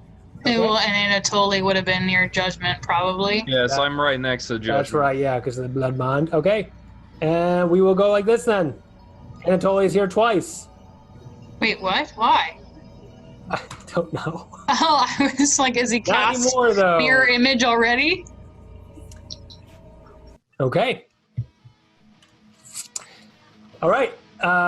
Demons bust forth, and they're yelling in Abyssal. Anybody speak Abyssal? Me! Oh, Me. you? Oh my you gosh! speak Abyssal? Okay. Me? Yeah. All they say is, destroy, destroy. That's it. I turn to the group. Really, they have probably 2 brain cells because they're not very creative with their language, so it doesn't matter what they're saying. Yes, I'm aware. Okay, and the... Whoopsies. The demons, you have 2 types here. Shadow demon. And a Ooh, ugly. Risto demon. Demons are not like devils. They're from the abyssal plane. They're very strange and distorted of appearances, but they're rushing at you.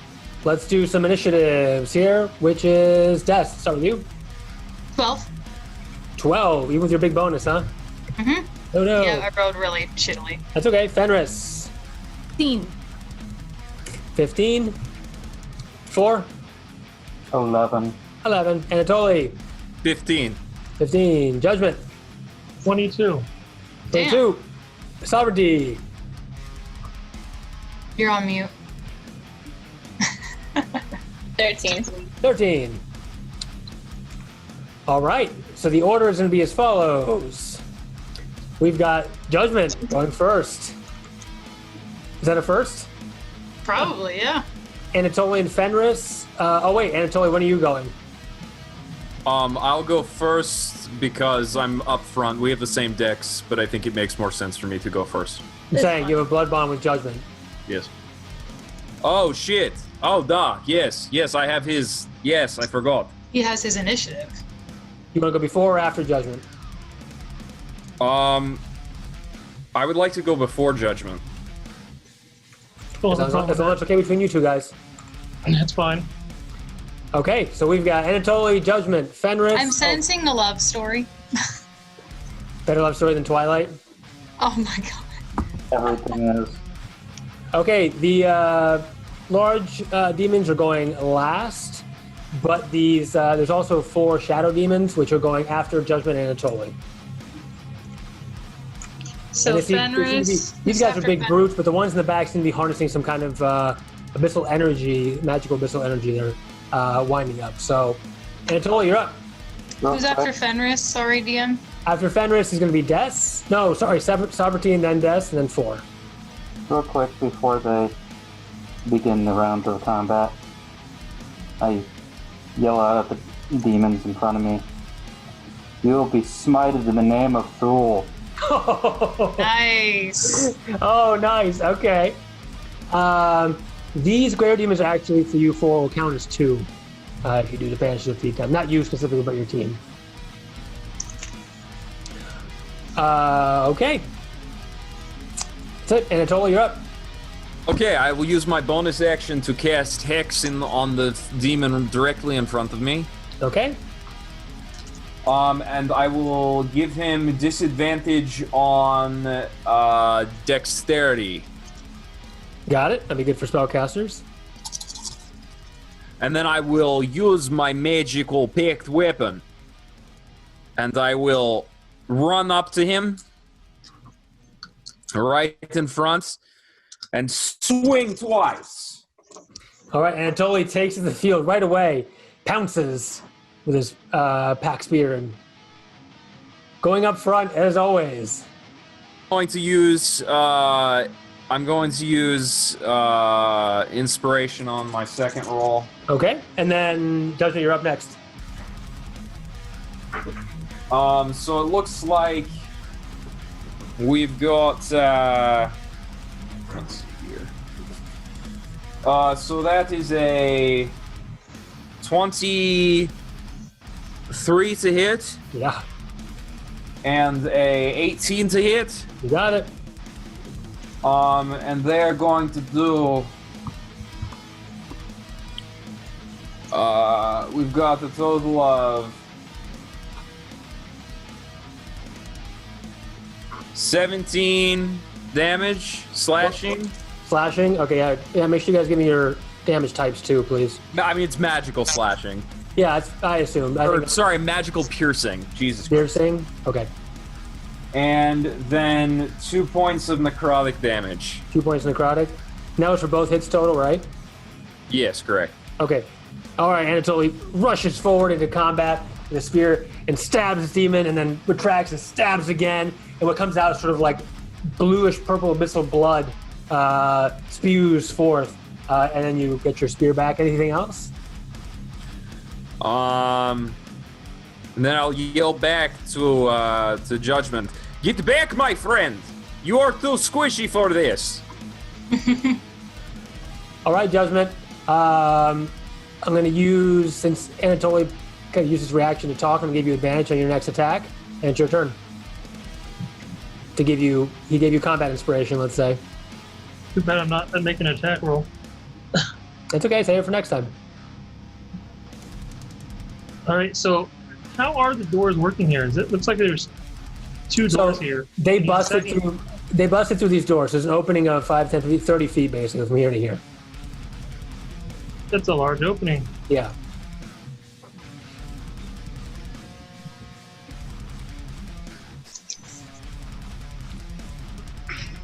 All right, let me...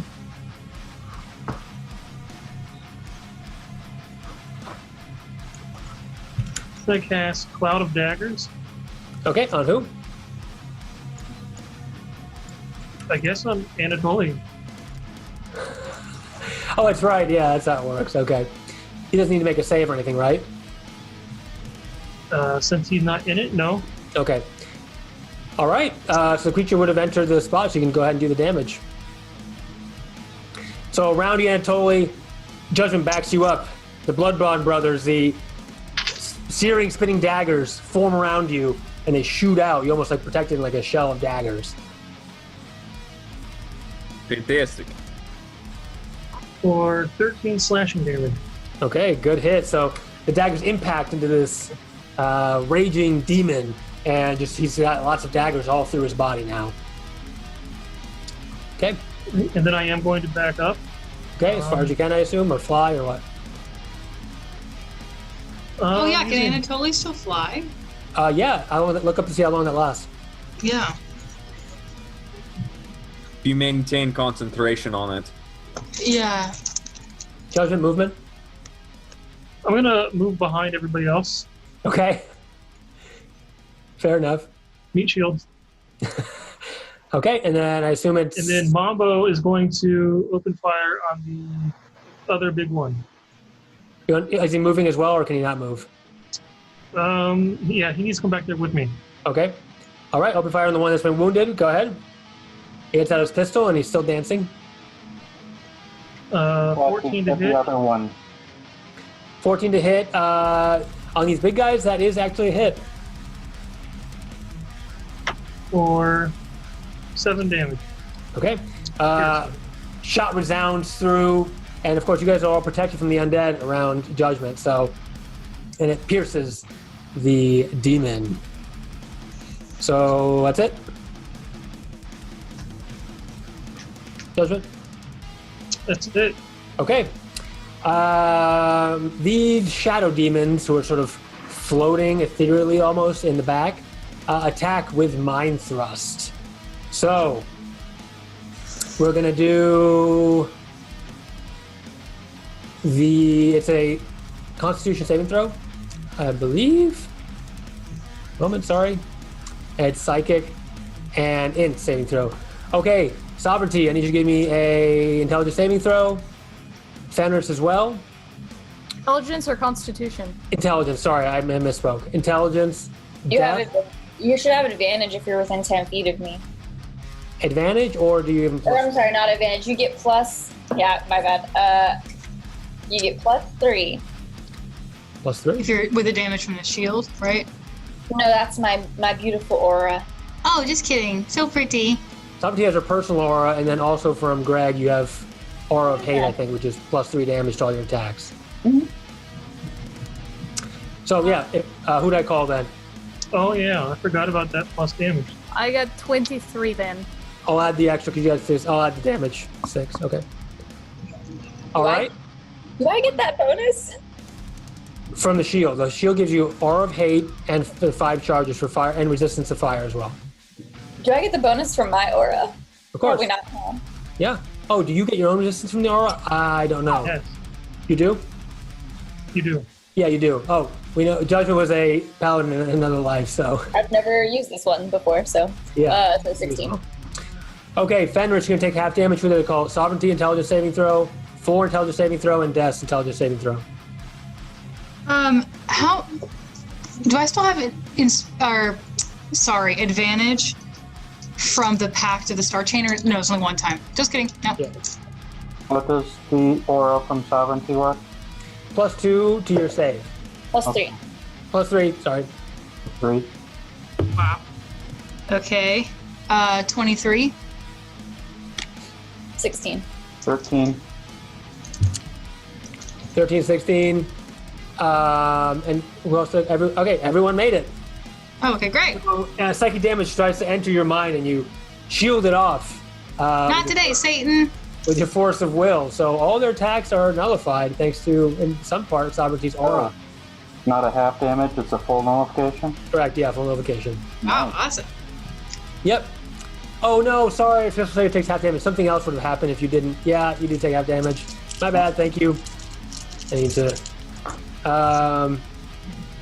half damage is going to be 11 points of psychic damage for half.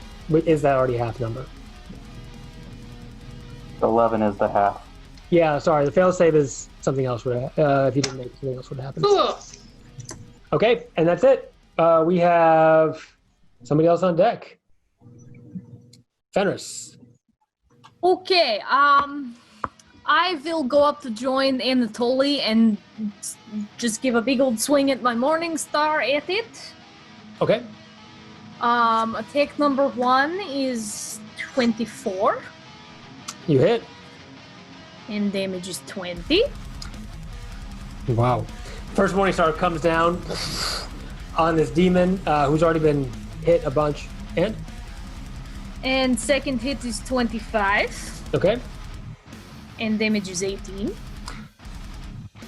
All right. 2 Morning Star bashes as you hit this demon. And again, it sort of void blood comes out at you, staining whatever fur you have.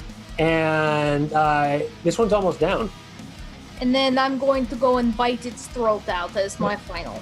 Okay. Go ahead. 23. That also hits. And damage is 10. That's enough to do it. What kind? Piercing, right?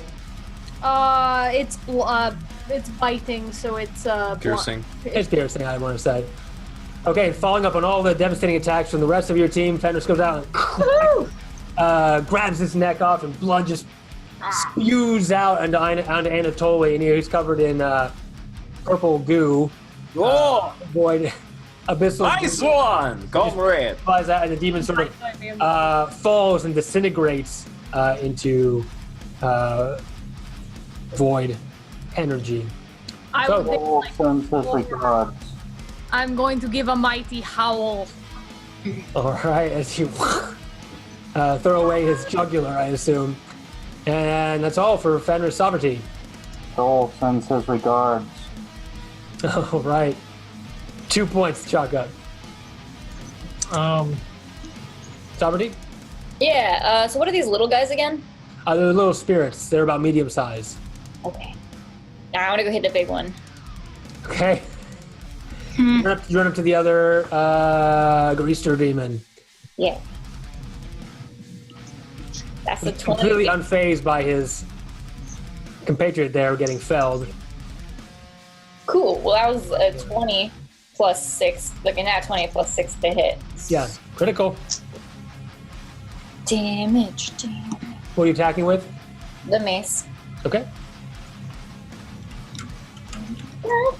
Sovereignty, I love how your lighting makes it look as though your entire face is gray, like to match your character skin tone. Yeah, kind of. That looks really good. Yeah, super good lighting over here with my one.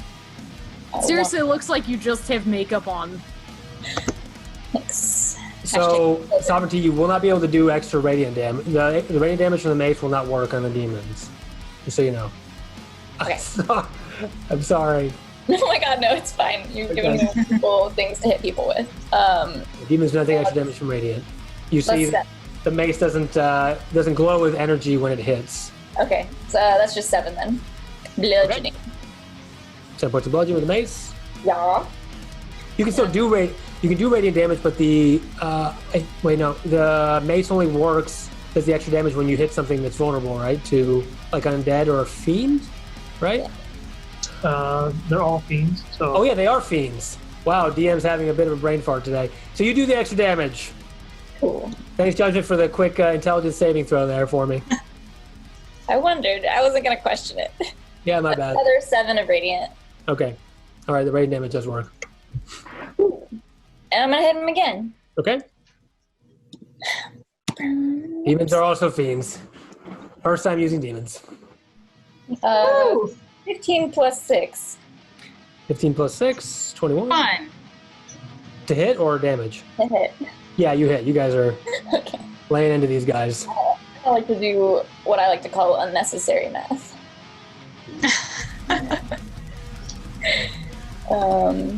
So that's 6 regular bludgeoning. Yep. Dash, you're up next. And then 4 radiant. Okay.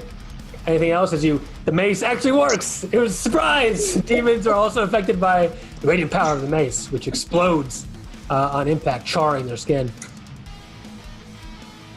No, that's it. That's it for me. Okay. Des, and then 4. You're on deck. So Des realized because her armor is infused with the frost power of Agathes, was the hit that we got hit with a melee attack? No. It was a No. psychic attack. Psychic attack. Okay, never mind then. Just kidding. Great. So I'm going to, in a shocking twist of events, use my Mantle of Inspiration as my bonus action. So I'm still just like a little halfling. And this little halfling has like bright red hair. And when I like imbue the power of the beauty of the Mantle of Inspiration, this hair goes like shoot, and it stands straight.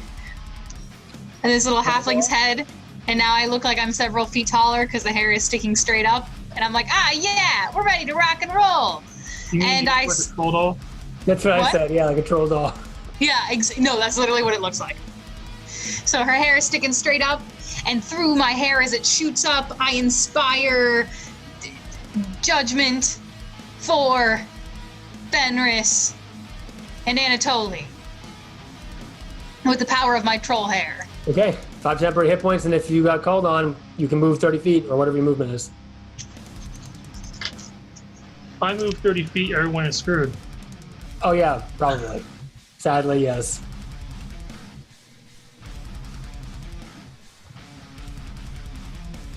I will move straight up to the next big guy. Yeah. Okay. And I will move.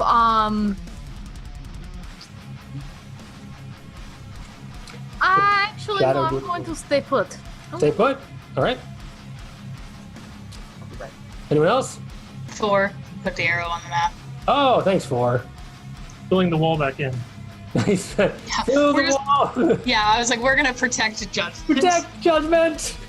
Okay. And so now that I've done that, I'm a little troll doll. I'm like, oh well, sorry, Anatoly, and I stop concentration. He falls out of the sky, Uh-oh, bye, Anatoly. so he no longer can fly. Ah! Because he I gracefully fall like 2 feet from the ground. I was like hovering. hovering fair up. enough. Great. So I'm going to now at these points, and I'm going to mark back here ish my love hearts of death. I'm going to cast Shatter. Shatter. So I say, cover your ears, and out of my supersonic hair blasts. Oh, well, if it hits, I guess I should roll that first. Ha ha ha. Oh no, wait, no. Shatter's a Constitution saving throw. So. Okay. Oh, that's right, Shatter for half, right? The thunderous, painful, intense noise, which 10 for radius. Yeah, would not hit them. So they're just out of earshot. And Yeah, I wanted to see if I could hit. Can I hit this guy and this guy? Absolutely, yeah. Oh wait, can I also hit this guy too? Oh yeah. Oh, You can sweet. do 4. Got the concentric circles of shatter, which explodes in noise. And they all take damage. Cover your ears. Oh, did they all make the save? One of them did. Okay. So it's 3d8 of thunder damage. For if they didn't, so full points is 10, half damage 5. Yep. Okay. And I'm going to stay where I am. There you are. All right, in the back lines, fair enough. Yeah, protecting judgment. Okay, 4. Must protect judgment. Well, yeah, I turn to judgment. I'm like, listen, you fell down, and you're the only one who speaks and sees dead people, so we gotta keep you. Judgment is now Haley Joel Osment. Go ahead, 4. Yes, that was a good idea. I cast Shatter in the exact same spot.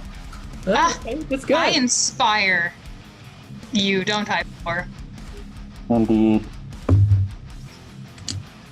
Wait, I don't have to roll an attack roll for that, No. do I? No, Roll. this is a Constitution. 14 is my spell save. Got it.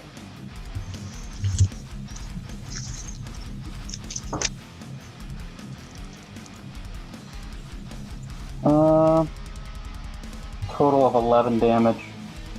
11 damage. Oh wait, is this? Do we get the? Oh, we're not standing by sovereignty for the bonus though, right? Yeah, you're not. Nope. Okay. 10 feet, no. So between you, it blows up, and then it blows up again, right in the same spot. And Yes. between you is a lot of damage, almost like 60 or something. Good. Anything else for? I'm making my second attack. So I'm going to then fire my gun at the big dude. Okay. Like your bonus attack, or you No, either do it's attack okay. action. What's up? 2 attacks on an attack action. But spell casting is different. You can either do an attack action to attack, or cast a spell is another action you can do with your action. So I'll do it as my bonus action then. Yeah, you can do the bonus action. Yeah. Oh, I rolled a natural 20. Okay. Nice. First one of the night, I think. Who are you attacking? The big guy. Okay. Where's my d10s at? Here they are.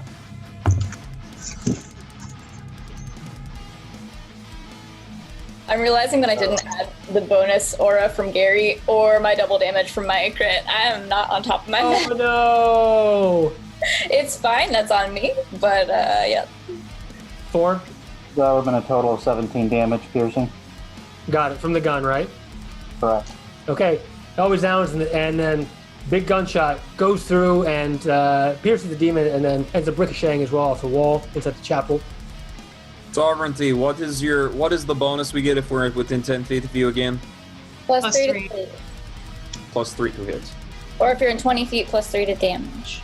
Yeah, plus 3 to damage from the shield. Yeah, shield is damage, and her personal aura is your saving throws, right? Mm-hmm. Okay. 4, are you moving? No. Okay.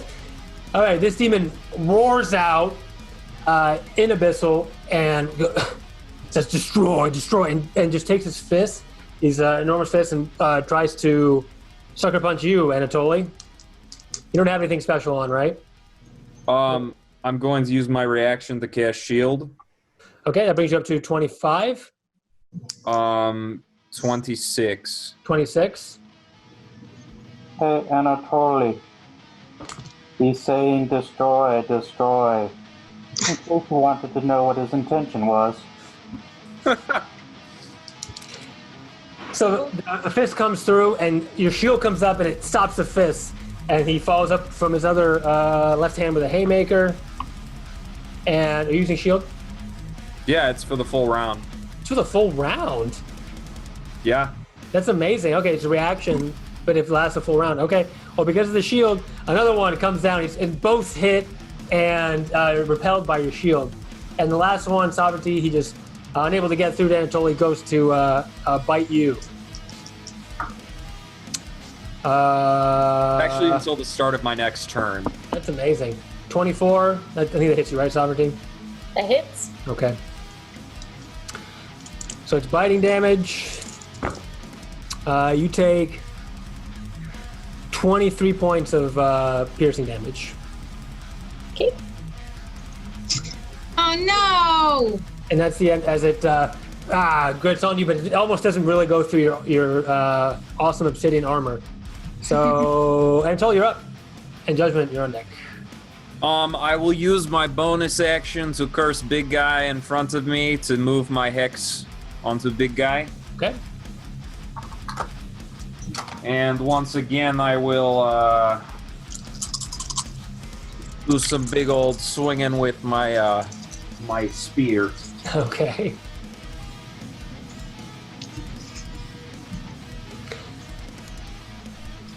So the hex does necrotic damage, right? Correct.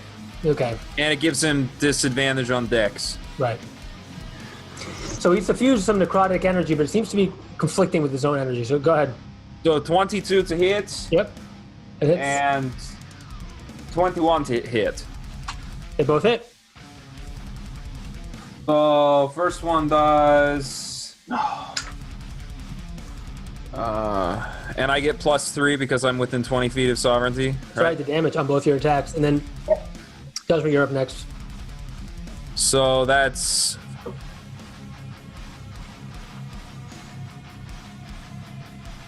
So that's 18. 18 between the two attacks. Mm-hmm. Magical piercing and. Okay. Another 6 necrotic damage.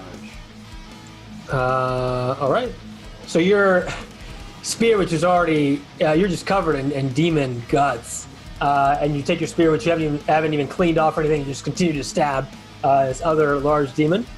And is that it? Yes, and then I'm going to kind of move to behind him a little bit. Behind him? Okay. Yeah, right there. Judgment. All right, I'm casting Ray of Frost on this guy right here. Gotcha. They, All right. Quick question. Little shadows. Quick question. Uh-huh. It's been doing constant damage. That's a concentration spell, and since 3 of the party members decided to run through the area, I'm just going to say that I dropped it. That makes No sense. one paid attention to it. Otherwise, it would have taken some damage, right? yeah. Yeah. Good call, Judgment.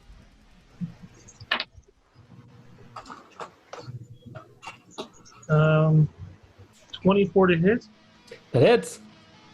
Nice.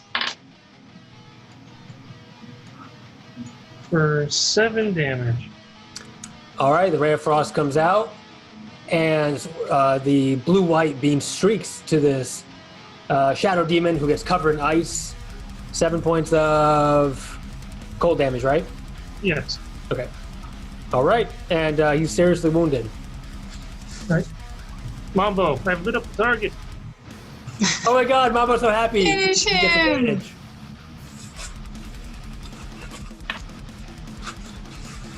21 21, that hits.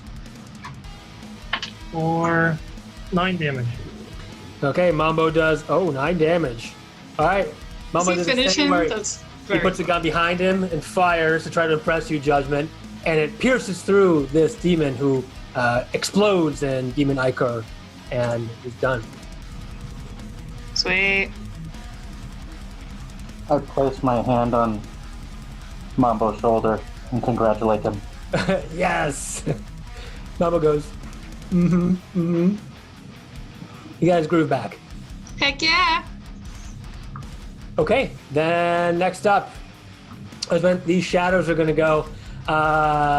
So shadows start to back up as if they have nowhere to run, but they continue to attack with Mind Thrust. So Anatoly, Fenris, 4, and Judgment. Need you give me an intelligence saving throw? Oh, judgment should be fine, right? Probably. Right? Oh, I'm so totally using inspiration on that. Well, hold on. If you're next to Sovereignty, so you get a +3. So who's making a save? Still using it. Anatoly, Fenris, 4, and Judgment. So 4 attacks from 3 monsters? Oh my God, I forgot there was still. I'm sorry, I didn't realize you killed that one last time. So, Fenris, no, we'll take out 4 then. Aww. I was like, what? My bad. Good catch. Man, I'm not on game today. No, you're doing great. It's a lot happening. Psychic damage is happening. I failed the save. It's fine. Right, a new character. You've killed both of you. Okay, you made a Judgment, and everyone. And who else did I call on? 22. 22. Okay, you made it also. So Fenris, this will be full damage, Fenris. You don't take half damage because it's not a physical attack, let's say. What I rolled 22. I'm sorry, you take just half damage, so. Okay, I was going to say. It's my bad. I mean, you don't take your half damage for being transformed, so. You only take 8 points of psychic damage if you made the save, 8 points. Yep. 16 points, Anatoly, if you didn't make the save. And then Anatoly, what's going to happen is.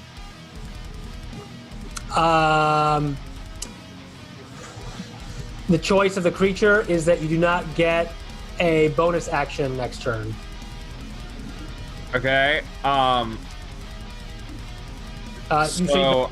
The main effect is you don't get a reaction, and then it can choose whether to take away your move action or bonus action. You're not getting your bonus action or reaction next turn on your next turn.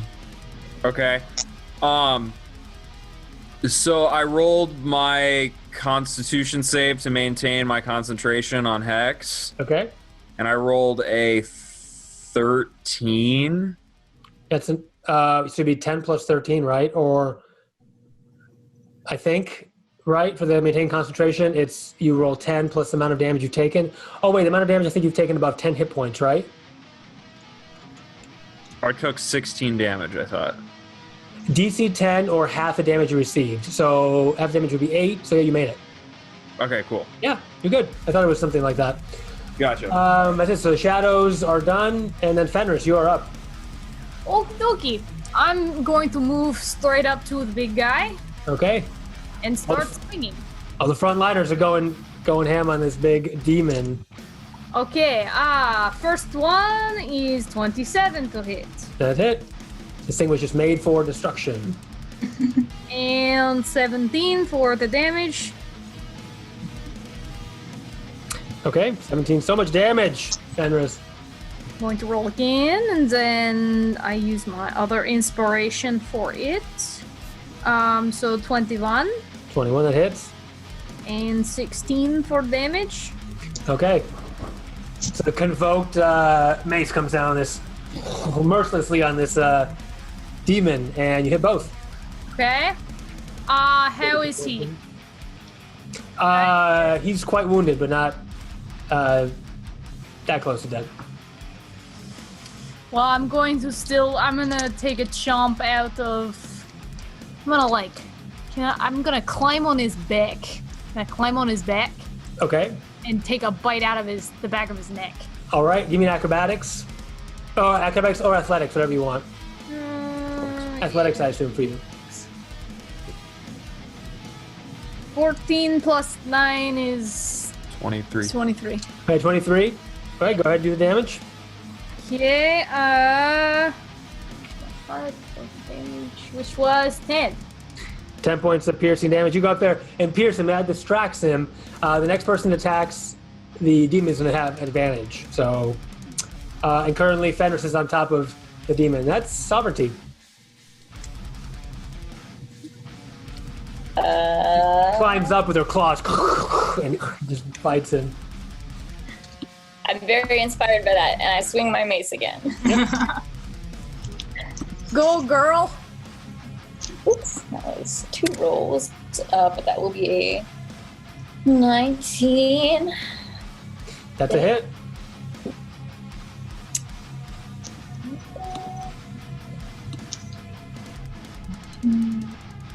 That's 6 bludgeoning damage. Mm-hmm. And 8 radiant damage. Wow. All right. How do you want to finish off this big demon? Yay! With the mace. With the mace, but how? Right now he's surrounded by other comrades. Fenris is biting on his head. Alright, I'll use Fenris's leverage and I'll behead it. Whoa! Okay. You jump in the air as he's distracted. He's trying to get, his head is down. He's trying to get Fenris off of his head. His head's down. You take your mace and using a two-handed or one? 2. Two-handed. With a big old swing, you slow motion hit him in his head like a baseball bat, and his head twists around, and he falls to the ground. Done. I do a front flip off of its dead. Oh! Can I? It's a reaction. I would like to cast Blood Curse of the Fallen Puppet. Oh my God! Yes, you can do that. Oh my god. Oh my God! All right. So as his head twists around, and you think he's like dead, and suddenly, like strings, almost semi-transparent strings, begin to come up from his body. Oh my god. And he's still alive and under Fenris's order. So what do you want him to do, Fenris? He gets to make a one weapon attack to a target of my choice, and I'm going to pick whichever. The one behind you. Mm-hmm. The one in the bottom left corner. Okay, got it. So the demon with his twisted head around. It's just, Oh my god. And its huge body. It's dead, but it's being possessed by Fenris's blood magic. As Fenris, you see. You're a bloodbender. Fenris burbles like you can just in sight, and go ahead, roll a d20 to hit. I cover Thor's eyes. You don't need to see this. 7 and 16. Mm-hmm. 16. 16 does hit. So I need you to roll the damage, Fenris, which is 6d8. Oh my god. 6d8 plus 4, yes. 68 plus 4. I need all your d8s. Hang on. Doesn't that just kill it? No. If she rolls a bunch of ones, maybe not. I need all your d8s. That's crazy, puppet lady. I shout to Fenris, hey, this is an act for our next show. You're the puppet master. This is amazing. You kept this skill from me? Please always refer to me as the puppet master, please. That's a pretty cool skill, I gotta say, yo. Does that mean we have to carry a dead body with us on the road? No, he dies as soon as he takes his action. We already are carrying dead bodies with us. Their Wait, name's God. Judgment in Anatoly. How much? 21 for the damage. That's about what I rolled too when I attack. Okay, that's it. So with this, not only he makes it to the creature, and his attack is basically just a body slam. It falls with his twisted head on top of and crushes. and they're both destroyed. And the other That's on amazing. top of this is a mangled head, and he's dead as the puppet strings just disappear into the ether. Sovereignty. Get me, bro. That was a very impressive attack. You made him kill his own friend. It is new trick I have just picked up. It's no big deal. Okay. That's funny. All right, that was pretty epic. Okay, Fenris, Sovereignty, Des, you're up. Wait, I still get my second attack. My bad, sorry. Wait. I didn't want to interrupt the beautiful puppeteer. Okay. Apologies, sovereignty. No, that was I've much been more. wanting to do that. Oh, yeah. Movement. I could technically do it again. Oh, I just want to hit one of the ones on top. Okay. You run up after doing that, and The guy doesn't like run shitless. you almost didn't have a chance to see what happened with that large demon. That's only an 11 too. I guess I could inspire myself. Up to you. Yeah, but I'm doing it. That's a 19 plus 6. Okay, that is a hit. 25 hits. Oh, so that's 8 regular bludgeoning. Okay. All right. In a flurry of vengeance, somebody runs forward. Wait, you're vengeance, right? No, conquest. Conquest. Conquest, my bad. In a flurry of conquest, you go kill one, conquering one, and the other one goes down as well. So you hit these as spirit, and you eradicate it in one mace hit. Okay, that's done. Des, Wait, one solitary demon. stands between me and that stairwell. Shit. I look. What stairwell? The building starts to shake. Graphics. Okay, so I'm going to look at this lonely friend, and in Abyssal, I'm going to say, destroy, destroy. And I cast my Eldritch Blast at him. Well, if it hits. So. Okay. You see it visibly tremble, and go ahead. I think Death has lost a few brain cells in this fight. Why does everybody keep saying that? I definitely hit 20. Wait, no. How much? Yeah, 25. That hits. Sweet. So I'm gonna cast my Eldritch Blast. I'm gonna do both my beams at him, Okay. and these are gonna be also in.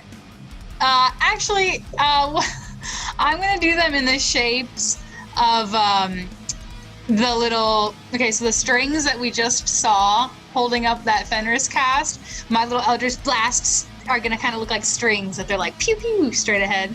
Pew pew As if- strings. Got Yeah, it. I can see okay. that.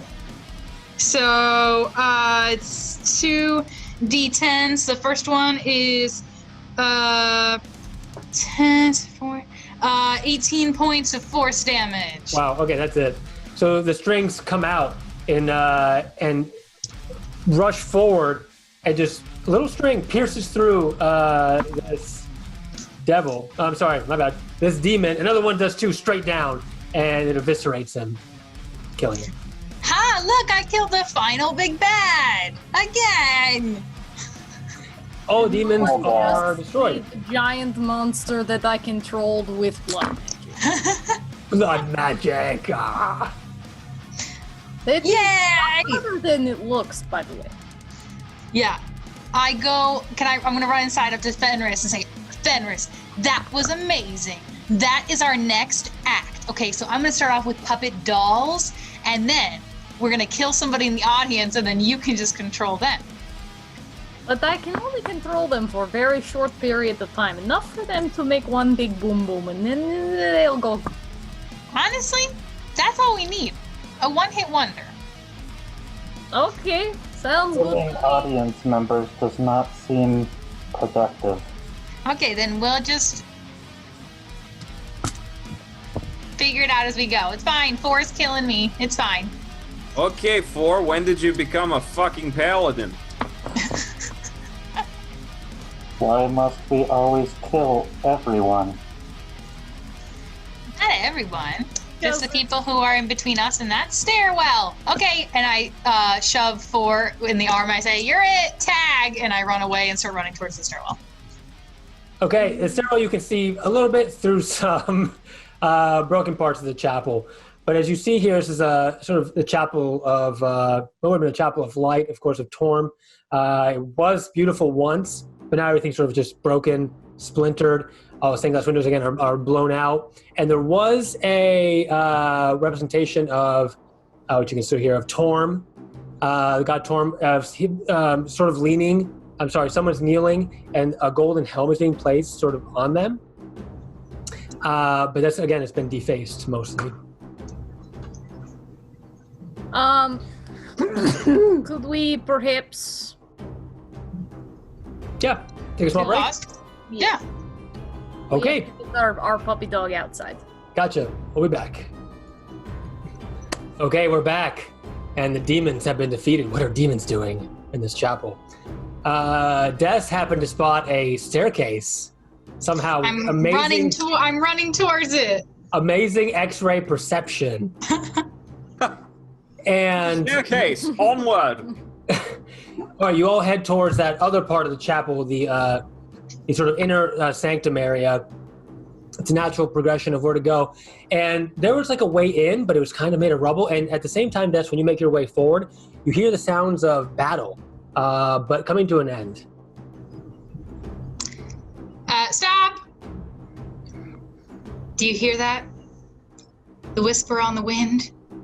The beginnings of a folklore tale of battle is coming to a close. The final notes and applause. And when you do that, you hear the last sound of a demon crying to his death. The sound of a demon crying to its death. Wag! I assume. The end. We should go make sure they don't need any more help. Onward, comrades. Wow, how good of you, Anatoly. Oh, Anatoly leads the way with altruistic spirit, ? And when you come to the middle of the chapel, you see a man. For sure. A man. He's got dark skin and red eyes. It seems like he's, to you, Judgment, it seems like he's almost undead. But around him are about a dozen big, hulking, undead minotaurs. Like, imagine like a minotaur with the horns, but, you know, kind of losing their sort of flesh and blood, and they're kind of just, they're undead. And the energy that you've been feeling that was pulsing through all the other undead outside are coming from this person right here. And the last thing you see is he's commanding a minotaur to finish off one of the demons. Minotaur takes a big axe and crushes a demon, and then he steps back. Whoa.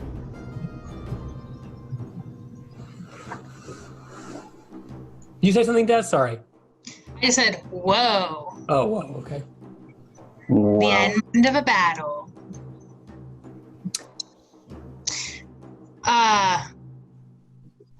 I'm at the front, I think, with Anatoly. Mm-hmm. I grab Anatoly's elbow. Let's go make a new friend. Because I'm still my little halfling form. Oh my. Okay, we walk up to this man. Okay, you walk up to it, but you can only get so close as 4 giant minotaurs. I mean, even with all your powers combined, you know you'd have a very hard time tackling this if you'd even be successful. They put their axes like sort of like in crisscross in front of you. Whoa. As sort of fresh flesh drops from their bodies. Yes, We're friends. I think this was a bad idea. No, I was just going to say hello. And the man turns to you and he says,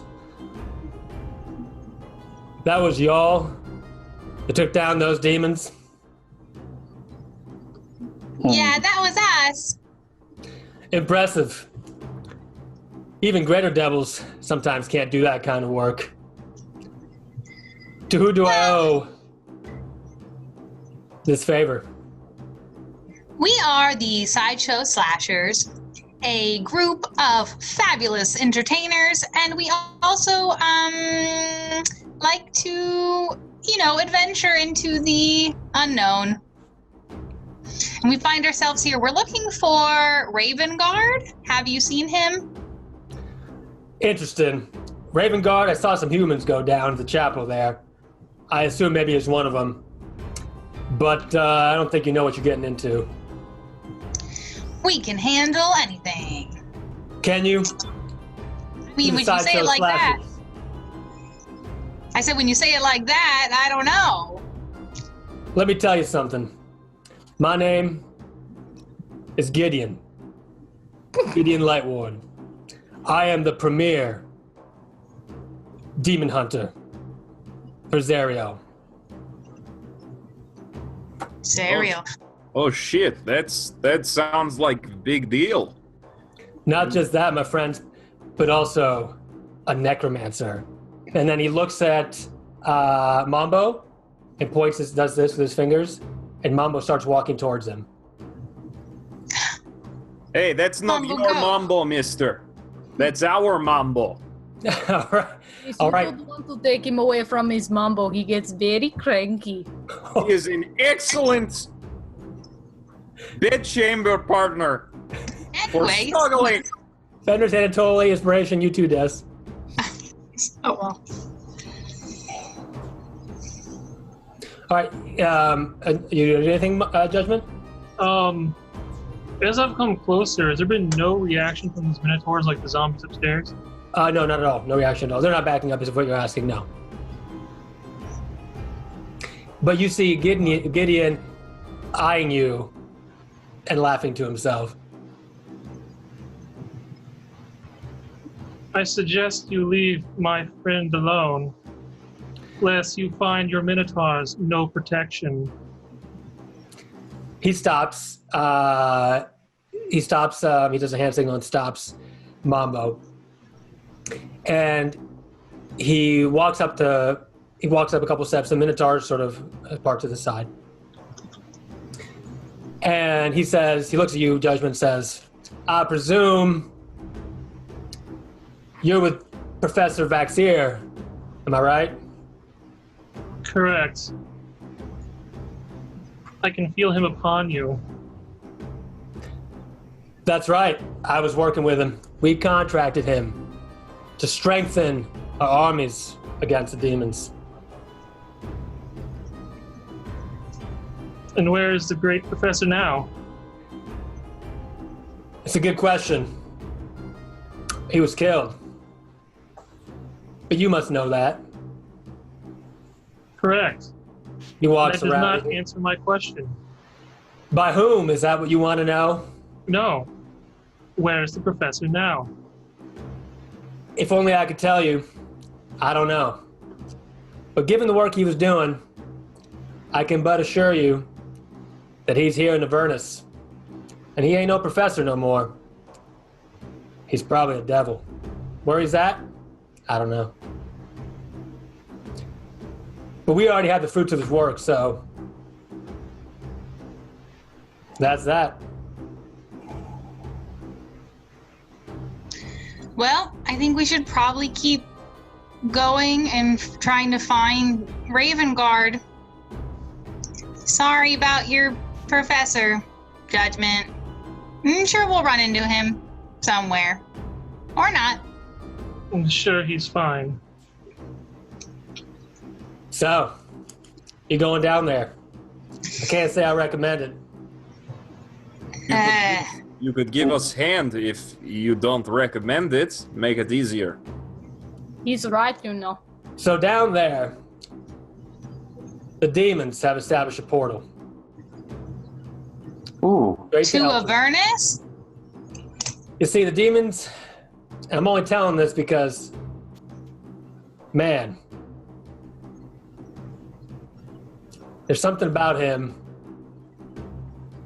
What's your name? And he looks at you, Judgment. You may refer to me as Judgment. Judgment. I think you and I could be not friends, but not allies, but on the same terms. What do you think? What is it that you offer? I'm currently raising up an army for Zariel, as you can see. And you, my friend, have some connection to Professor Vaxir. If you go down and close that demon portal, I got something special for you. Is it her sword? No. No? Oh, okay. I tried. Can we continue with my shopping list now? I can teach you ways to make your necromantic magic stronger. If you're willing to kill demons, anyway. Otherwise, not so much. Do it. Judgment. I still need 12 more. Oh, for the deal you made. Indeed. I'll make it one better for you. In that portal, it's Lord Baphomet himself.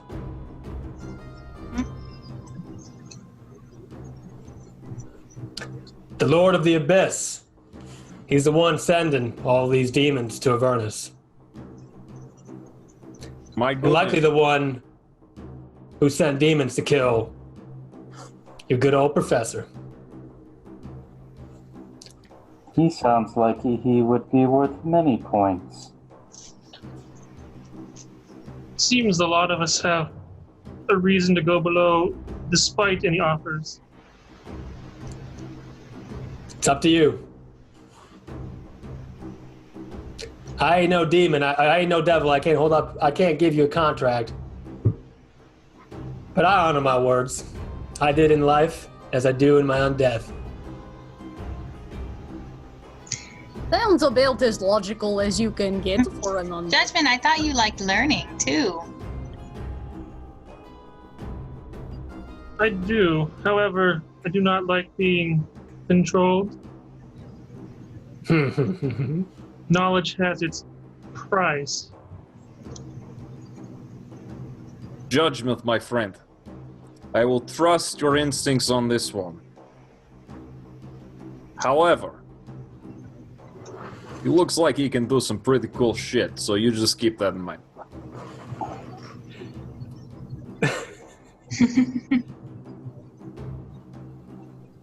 I assume we're all in agreement that we're going down anyways. Yep. Indeed. I just want to kill some demons. Sounds like fun. Let's go. Well then, Mr. Light Ward, you should step aside. We have business. It's been a pleasure. He bows, steps aside very gracefully, and a dozen or so undead minotaurs part ways. Oh, wait, so are you not learning from him? Not until he closes the portal. Oh, okay, cool. Okay, I missed that part. We do that first then. Okay. Got it. Thank you, Mr. Lightward.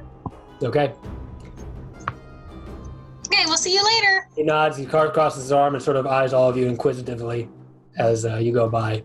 Hey, do you want to hear a song? No? Okay. He does not. He doesn't seem like he does. And Sovereignty, he gives a second glance at you as you pass by. So like this army though. Just like which, of the two sort of Zariels that we now know about is this army for? You asking me as a DM or? Gideon. Oh, okay. Sorry, can you rephrase your question? My bad. I didn't quite catch it. Yeah, so we sort of know contradictory information about Zariel now. Not contradictory. There's sort of like Angel Zariel and then like scary demon Zariel. What's your army for? He says, y'all came to hell and didn't know shit. That's hilarious. Well, they're a little bit smarter than me, so I wouldn't sort of cast judgment on everyone here. Judgment on everyone? Ha ha. Ooh. All right. What do you want me to tell you? I want to know about your army. I told you already. My army's for fighting the demons off. Lots of demons down there. Coming out of the river Styx. Zerio's the leader. She's the archdevil. Why not just dam the river? Doesn't work that way. The river comes from Asmodeus himself. Down deep, deep. In Infernal Plane. Sovereignty, I know you have some mommy issues. We might just have to deal with them later. Yeah, let's move on. While, as we get ready to head down, I'm going to pull out my Rod of the Pact Keeper and regain a spell slot. When you pull out the rod, Anatoly, all the demon blood, it was like on you, gets slowly, like almost like a vacuum, gets sucked up into the rod. Oh, shit, that was cool. That's gross. While we've got 10 minutes, can I cast Find Seed? Do we have it with us? Yeah, I think you could you cast it in an enclosed space? It just comes out of nowhere, I assume? Yeah. What is it? Find Steed. Wait, in the building? I think it would potentially fit down the stairs, squeezing. I was not picturing the staircase. At some point before we get into combat, I would like to do that. Yeah, find Greater Steed, right? Yeah. Do we have time to take a short rest? Yeah, of course. Oh, yeah, let's do that. Gideon doesn't look like he's not opposed to you in any way. You don't know if that's because of judgment or other reasons. But yeah, you feel, I don't want to say safe around his Minotaur horde, but you could rest. So, over my shoulder to Gideon, well, I'm going to play a song anyways, so get ready. And I'm going to do my Song of Rest. Oh, okay. Which basically means any friendly creatures around me get an extra 1d6 of like hit points back if they listen to my song. So if you guys want to listen to me. Okay, take a short rest if you want to get some hit points back rather than spending healing spells. Probably a good idea. Yeah. Oh wow, I rolled a 6. So you can roll your hit dice. Is that 6? Yeah. So is any friendly creature who uses a hit dice at this time regains an extra 1d6 hit points, and I rolled a 6, so everybody gets an extra 6 hit points. Perfect. How many times can you roll on a short rest to regain? You can use all your hit. Oh wait, is it all your hit dice or only half your hit dice? Yeah. I don't really. I might need a refresher of a short rest. I don't really know what I'm doing. Okay, so you can take a short rest, which means you can use up to your level in hit dice plus Constitution to get back hit points. So that'd be level 6. So 6 hit dice. Your hit die, I think, is 8 d8. Yeah. So I roll it 6 times. If you want to, you don't have to. It's up to your hit dice. Oh, okay. And each one adds your Constitution bonus to it. Great. It doesn't. Spell slots don't come back, right? Correct. Okay. I cast Aid. Oh, okay. Okay, I'm done.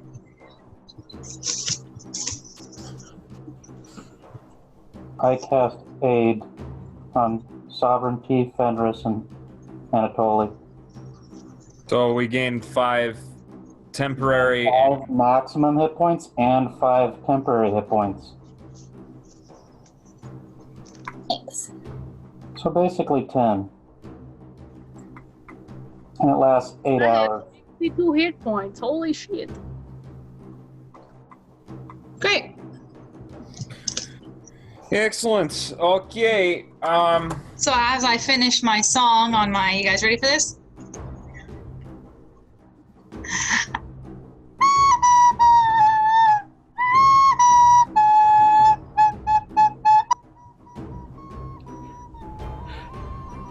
And there goes a Zoom auto mute.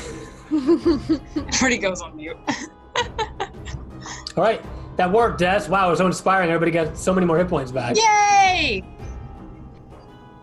Okay, I'm ready to go. If you're ready to go. Okay, Gideon's again just watching you. He's not really doing much anything. And ready to go down? Mm-hmm. Let's do this. All right. Judgment, do you have any more questions for Gideon, or are you good for now? No, I feel like really awkward. I was like, move aside so we can go down, and then we rested. That's true. I didn't think. Move aside. Okay, everybody take a quick break. That's all right. I told him he could listen to my song. All right. So you head down into the chapel, which, as you walk down the steps, you almost feel like you're going into like a strange void down there, and the necrotic energy is sort of spilling out around you, and it tingles your senses. As Feels you great. enter. What's up, Judgment? Said it feels great. Feels great for you. And you enter the chapel. Go into the chapel. And All right. As you enter this first, well, it's not really. Sorry, it's the chapel, sort of underground ossuary where they would keep bodies and prepare bodies and things like that for burial. I need somebody to give me a investigation roll. Anybody who's willing to look around deeper. Me. I can try. 23. 23. Never mind. I might have higher than that. I have 18. Oh, I have 22. I only Okay, have 20. 20? Okay. All of you see, well, the three of you are looking, Judgment, Fenris, and 4. You see lots of demon tracks. Of course, it looks like hooves and strange things from the creatures you fought upstairs, but more. And also among them, like there's some demon blood and also regular, like blood as well, like human or regular blood, red blood. You see footsteps of about maybe 6 or so creatures your size, or like a creature, or like a group of creatures, I should say. It seems people have come this way before us. Just as we were already told. So you step down finally into the first area, which is a bit of it looks like a workshop here. This is where priests and acolytes would have prepared bodies for like final interment, but it's completely been ransacked already, and there's acid and embalming fluid just sort of spilled everywhere in pools in this room. Onward, friends. Mm-hmm. Continue on? Yeah. All right, continue north, and there's 2 ways to go. You can go west or east, really, as it splits. Can we hear anything? Yeah, give me a perception roll, Des. Yeah.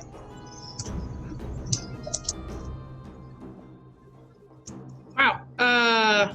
That was pretty solid. 21. 21. You hear some like strange crumbling sounds in this northeast area. Okay, you know how cookies crumble? I hear a crumbling westward. Westward ho? That way first. Yeah. Where did this? Did I say west? I meant east. You said east. My bad. Eastward ho! Oh, okay. Following Des then? Yeah, I'm the cookie monster. All right, everyone's following Des, the Cookie Monster.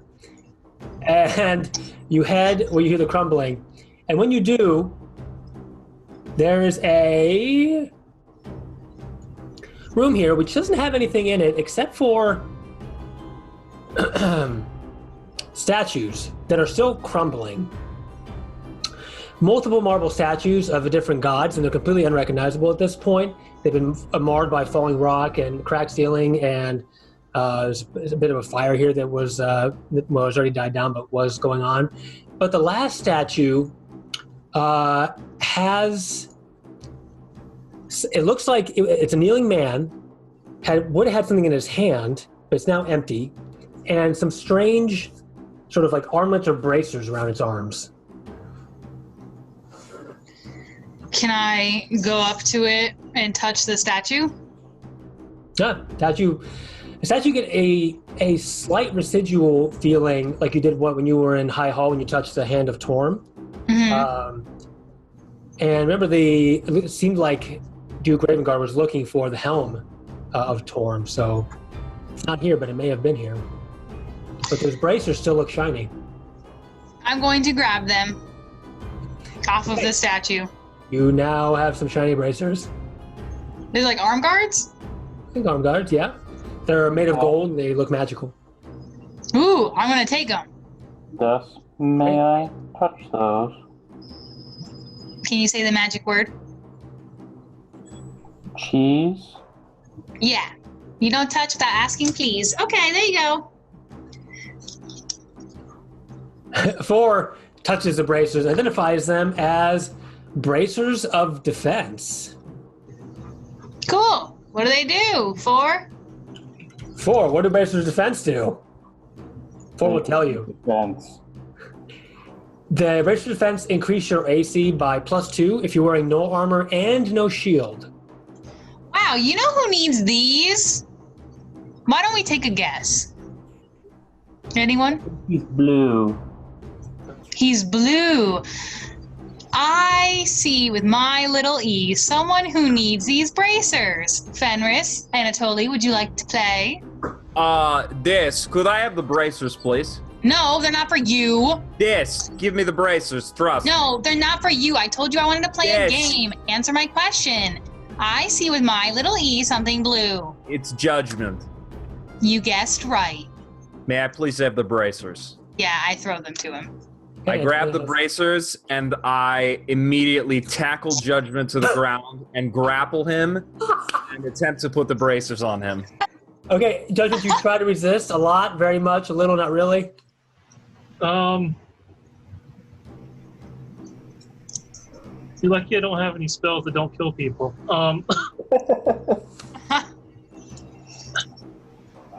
Vaguely resist. Okay, Anatoly, because it's a blood bond, I'm going to give you a advantage on your probably athletics. And then Judgment, you can give me an acrobatics or athletics as a counter. Oh Can I no, give acrobatics or does sovereignty! it have I'm to gonna be lose the athletics? bet. Sorry, no, now. either one. They're the same thing. Just different ways of approaching it. Acrobatics. Well, can you beat my Terrible, 17? Gus. Yeah, I got a 24. Oh, okay, so Anatoly, knowing kind of, sometimes he's in dire straits in the last battle with this blood bond that if Judgment were to go down, wouldn't be great for him either, let's say. So using that as fuel of inspiration, he quickly pounces with his cat-like reflexes onto Judgment and puts the bracers over his arms. And because of the blood bond, you're automatically attuned to them, Judgment. Increasing your AC by +2. Strangely though, because these bracelets seem to be, they have, and maybe this didn't look close enough, but they have Torm's insignia on them.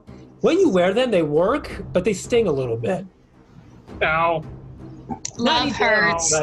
But they're very, very good. What does it get? +2 AC? +2 AC if whoever's wearing them has no armor and no shield.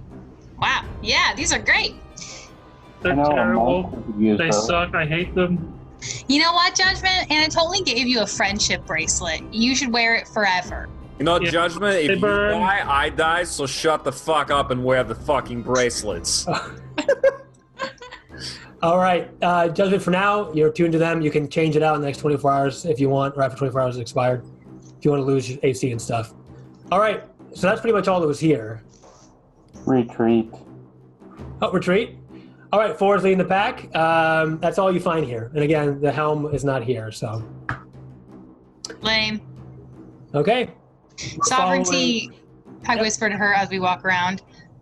I shouldn't have given it to Judgment because now I'm going to lose the bet. I'm a dummy. Yeah, it's really dumb to look out for your teammates. Hey, Dr. DM, I believe there are 2 of me. How is that happening? Why is it doing it? Is it mirror That's image? mirror image! I guess. Boom. Oh, shit, okay. Wait, no, now he's gone. Oh my god, he appeared. What's happening? No, go away, Anatoly. Hideously molting. Oh my god, what? Oh my god! I guess mirror image. Oh, Jesus. Spontaneously molting. Okay. All Anywho, right. Good. So you head deeper into the ossuary here, and you head west. There doesn't seem to be much here than all these walls are lined with funerary shelves. So basically, there's just kind of dusty human bones all along this sort of circular area here. No dragon bones? No, unless you want to use human bones. No, I do not. Okay. Continue. You see the footsteps here, but that's pretty much it. Sorry, They're all- what? Before, did you say something to me? But we should continue. Oh, yeah. Okay. That's us. 4 leading the way. Cool. You're heading northwest, where 4 is actually tracking the footsteps, which were heading northwest this way. And you get to a bit of a T here. A T, I suppose. We continue heading north or head east into a room here. I like rooms. You say room, but is that stairs up or down? It stairs up. My bad. So you can't quite see into that room. I like rooms that are at the top of stairs. What? Sure. Okay, this is lots of stone. As you're walking, your footsteps resound throughout the stonework here, and there's lots of demon guts and stuff, ichor everywhere here, and so you kind of quish as you walk. So head up then. Are we following 4? Yes. Okay. Demons attack you from the high ground. It's over.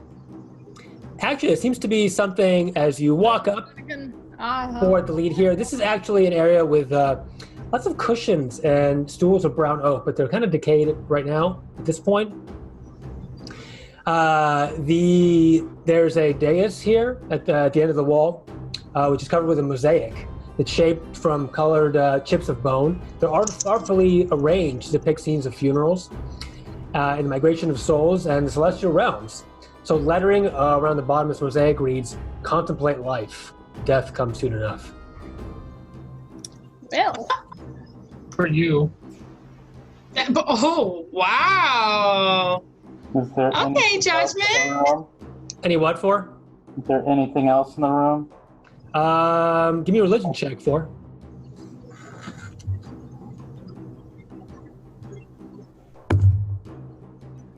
Six.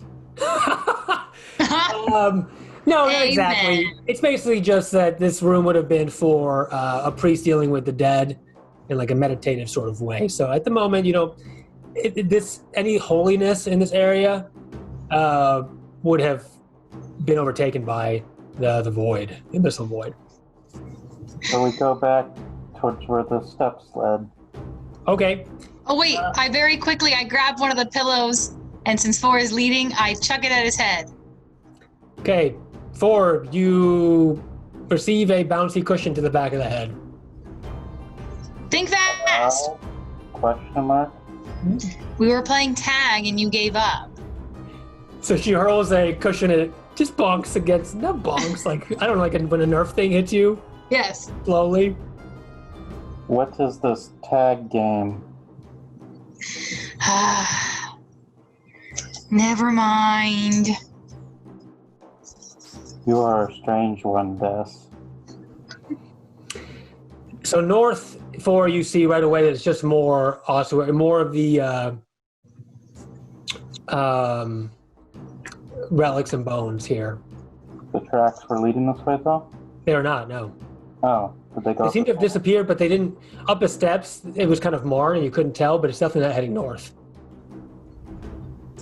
We should go back. The steps don't go this way. Okay. 4, I'll give you leadership inspiration as you head back through this meditation chamber, if you will. Excellent. And I pick up one of the pillows and throw it at Des. I block there's always time for fun and hell. with my shield. Is this how that tag works? No, this is just a pillow fight. Judgment. Yes, another game I have to learn. Judgment, arcane check, please. 24. 24. Unbelievable.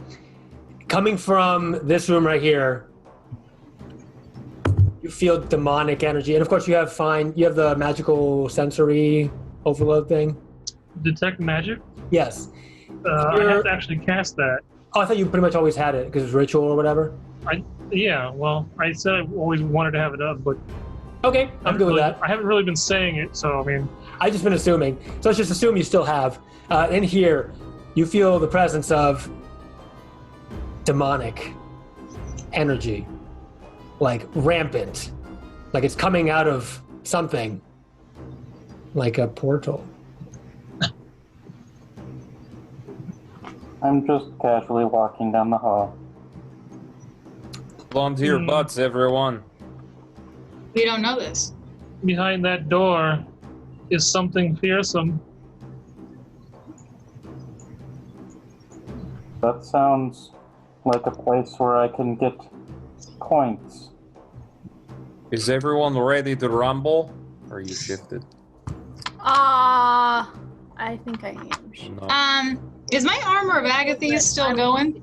Yeah, I think it lasts an hour. Yes. Yeah. What's up, Avernus? I'm going to shift. Okay. Second shift for the day. Arr. I will get that with my shield. Ooh. I am now in riot mode. I whip out my pack weapon and twirl it in my arm. Okay. Anyone else? But You said there was a demon portal down here. I walk up to be in the front of the door, though. I'm going to very quickly turn to Lulu and say, does any of this ring a bell? Ah, shit. That's not what she says. She says, shit. She looks at you. She's just floating around, following, looking around. She says, we didn't deal with demons very much. Just devils, so... No, I'll help how I can. Okay. So I knock on the door.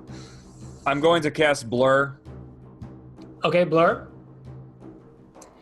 And 4 cat knocked on the door, so last chance to cast anything, do anything.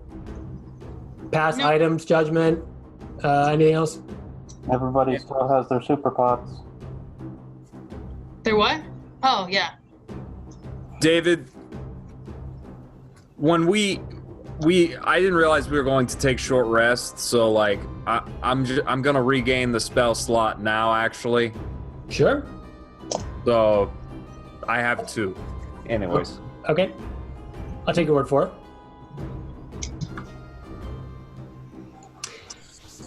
Okay, 4. When you knock on the door, you hear a response, which is, "Foul demon, get out of my head!"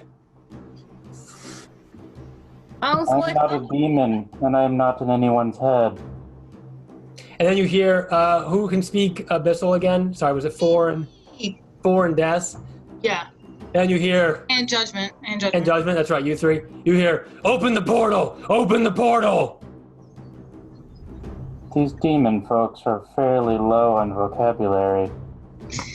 What's the magic word? And you hear, More open. "I will not succumb to you demons!" And I push the door open.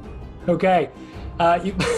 4 pushes the door open, and you see a man matching the description that you received in Baldur's Gate of Duke. Is it Raven Guard? It is Raven Guard. Yes, I You see a man called matching the description it. of Duke, older Raven Guard.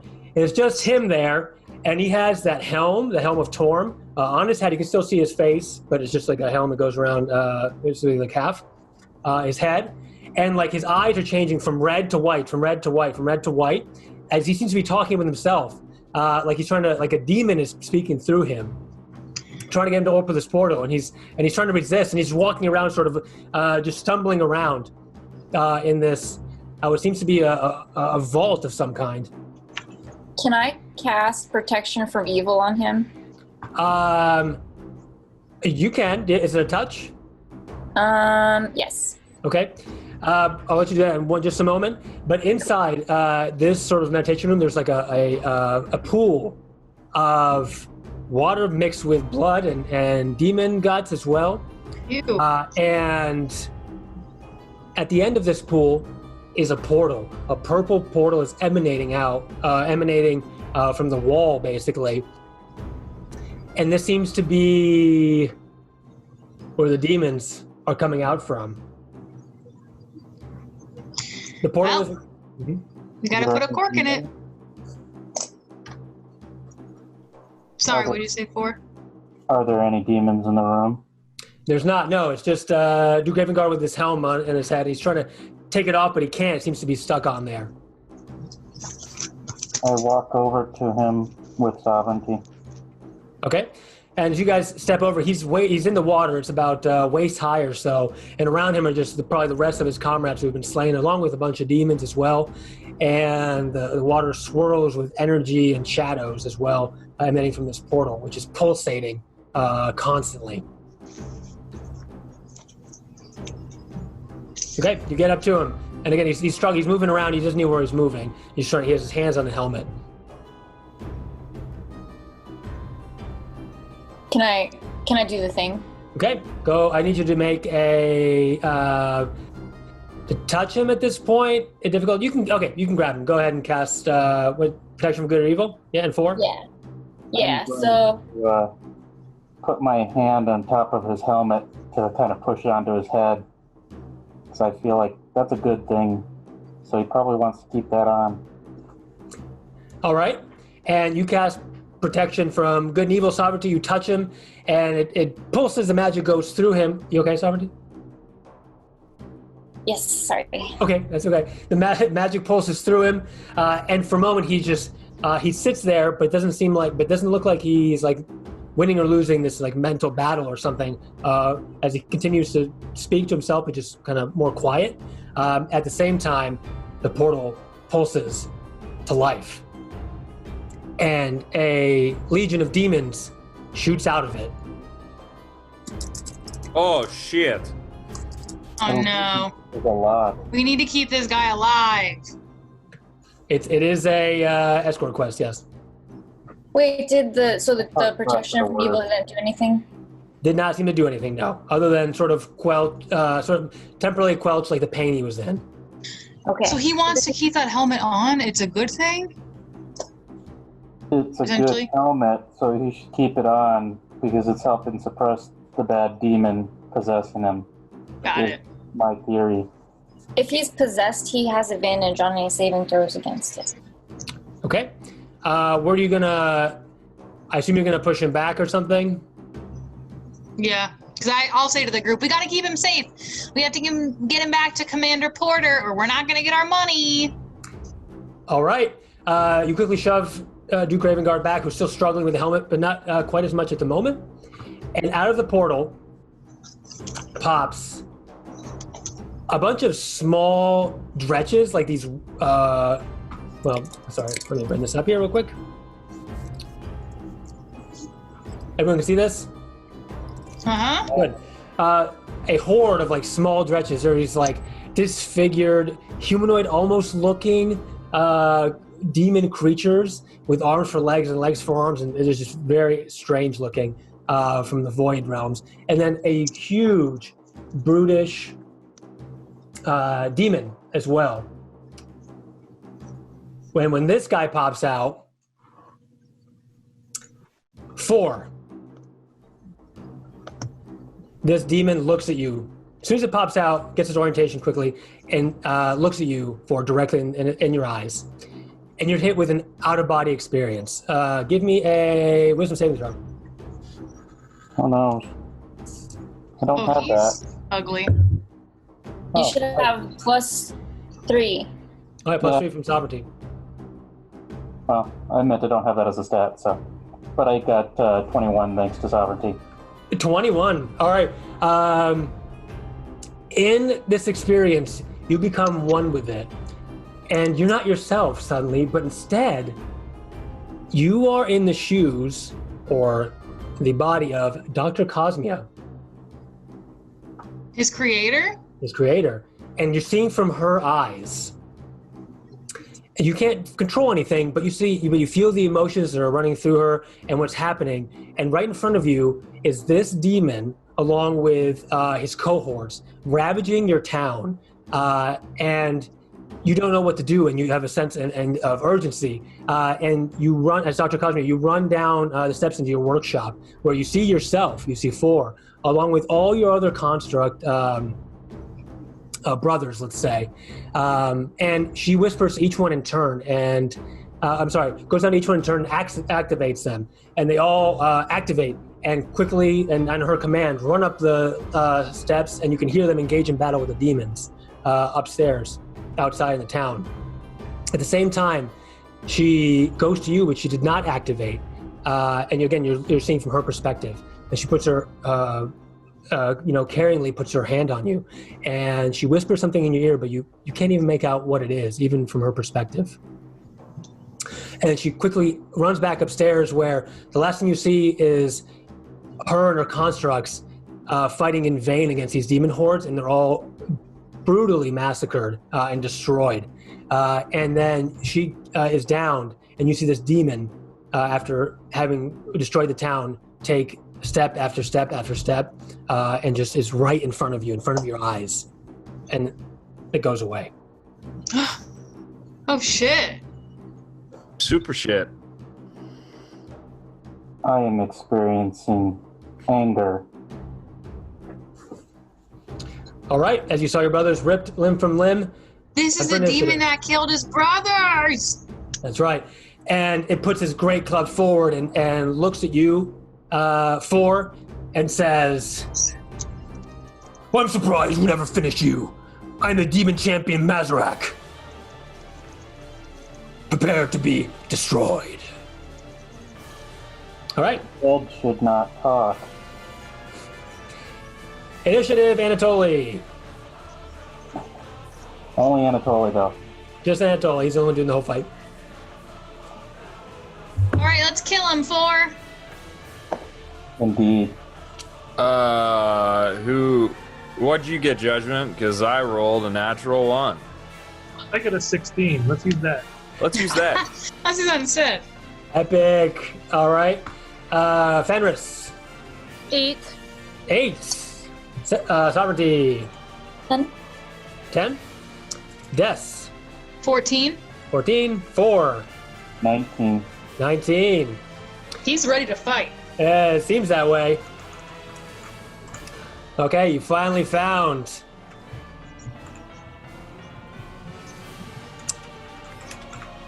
the demon that ravaged your hometown and killed your brothers.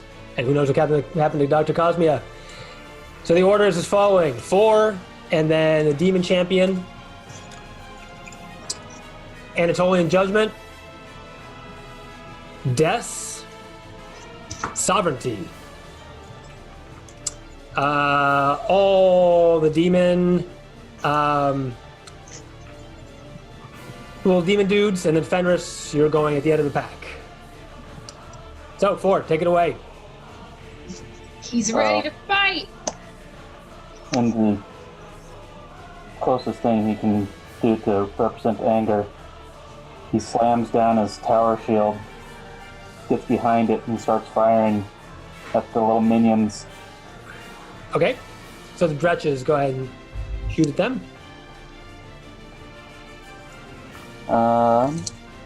First one was a 27 to hit. Wow. Second one was a 22. Okay, both hits on the demon champion. No, that's on the dredges in front of him. My bad, sorry, the Dretches. I'm killing them to get through to him. Okay. First hit, a 9 or 6. That's a 9. So, sorry. So first hit was a 14 on the one to my right, directly in front. Got it. And the second hit was on the one to my left, directly in front for 11. Both piercing. 14 and 11. Okay. Unfortunately, it's not quite enough to take them out individually. That's fine. Okay. So you go, shots hit, shooting both these dretches with your righteous fury through their heads, but doesn't seem to do much to them. Demons don't have brains. Exactly. Not a vital point. Not exactly. But you do wound them significantly. I use my bonus action to get my temporary hit points from my power armor. Okay. So you steal up. You see his dermis or his exoskeleton, I guess, become a shinier metal and quickly disappears as it's strengthened. And that's all for? I'm going to move back and over once I'm standing next to Judgment. Next to Judgment. All right. The Demon Champion, eyes on you, for charges forward, pushing aside the dretches with his just thunderous power. And actually, the one you already wounded, he kills accidentally, hitting against the wall. Just pushes it and destroys it, not seeming to care. And he grabs this weird, like, great sword made of bone and other parts, and attacks down on you. Use shield as a reaction. It's a crit. But the shield was still. Working. The shield as Anatoly said, shield could still come in handy because it goes until the start of your next turn. So yeah, but it doesn't affect crits because they auto hit, right? either way, it probably would have been higher than your AC, which was 20. That would put me at 26. Yeah, that's what I thought. Like Anatoly. Yeah. Yeah. Okay, so it comes down on you with the crit.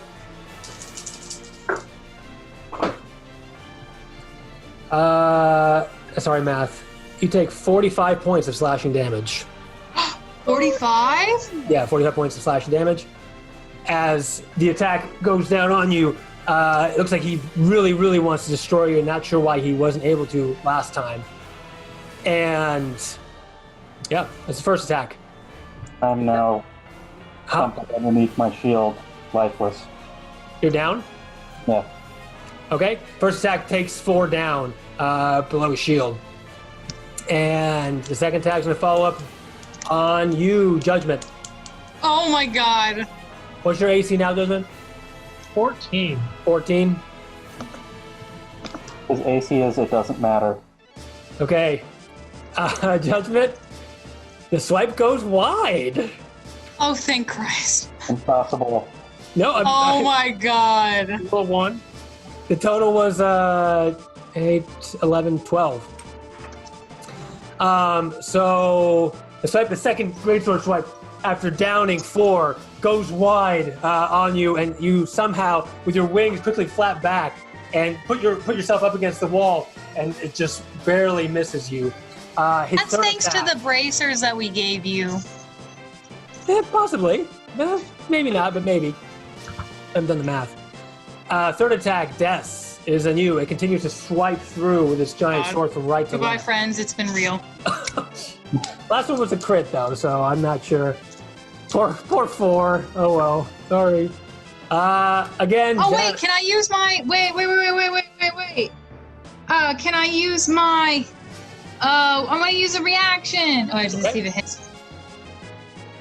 Okay. Okay, it does not hit. Oh, it doesn't hit? No. Again, he's out of... probably out of hubris from having taken down 4. His target goes and swipes wide again. And the last cleave goes into you, Sovereignty. Oh, man. Which is a Okay. hit. Oh, well. Sorry, Sovereignty. At least you're more buff than I am.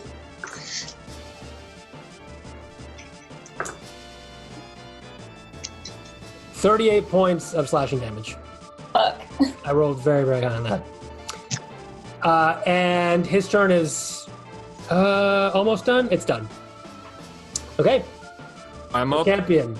Anatoly, you're up. Okay, excellent. A And then lot of Judgment stuff on coming deck. at you. 4 is currently downed. Go ahead, Anatoly. I'm gonna use my Hexblade Curse as my bonus action to curse the big guy. Okay. And then I am going to take my my spear, and it's got a 20-foot range, so I'm gonna throw my spear at his hide. Okay? For my Alright. first attack. The spear doesn't come back though, so. I'm gonna go get it. Okay, gotcha. I'm going to use inspiration on that. Actually, I need to put Ray in combat. Because I'm a bad DM. And the elephant. 25 to hit. Thank you. And the elephant. 25 to hit. That's a hit. Okay, so I throw the spear in his hide. 25 to hit, and that is a total of 8 damage. 8 damage. Oh wait, no. 8. 13 damage. All right. +3 because you're close enough. Judgment is on point today. I need Judgment as a backup DM, please. Yes. So 16 damage. Got it? Okay, then I'm going to run up behind him, Okay. flip on top of him to where my spear is impaled Okay. on his side. Acrobatics with advantage because you are a cat person that can climb. Oh, I also got that +3 damage on those 2 shots. Oh, did you? I would have killed. 17 and 14. You actually would have killed the other one then, doing 17 damage total. 18. That is a hit also. Okay, excellent. Then I'm going to use my second attack. I'm going to pull the spear out of him. Mm-hmm. And then I'm going to use my second attack to puncture the spear right back in with my and expend a spell slot to do it with Eldritch Smite. Oh, super cool. Nice. Nice. He tracks the spear and it charges with energy and he pushes in again. I'm gonna use an inspiration again, or is it only once per turn? No, that's fine. You can use as much as you want. Okay. Well, technically. And Judgment, you're up next.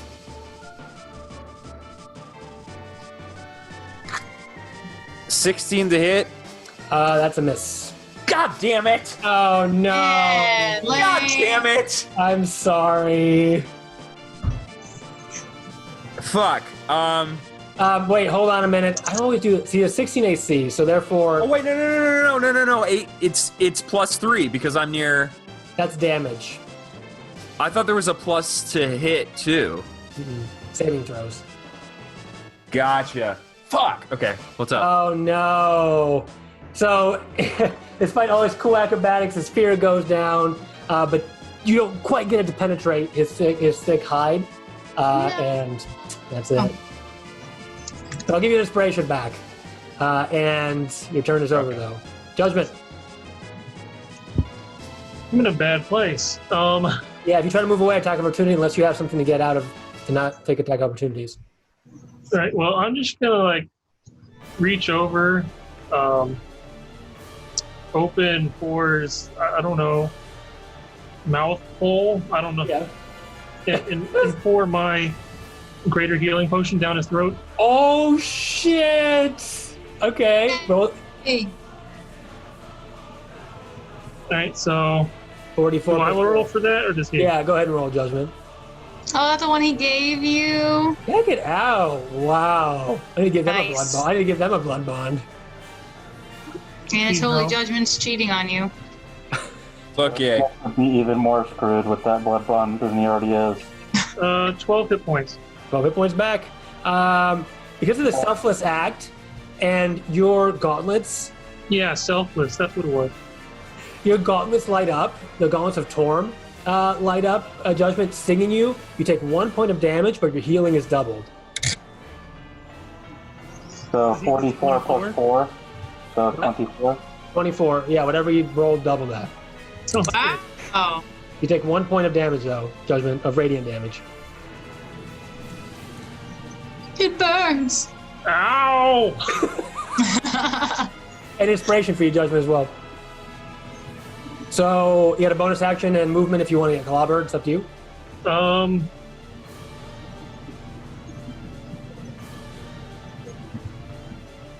Well, my bonus action is obviously to tell Mambo, All kill right. the small ones. Okay. There's no more wounded wretches, so you're free to go. And then Des, you're up next. Get ready. Yep. 16 to hit. Yep, it hits the dretches.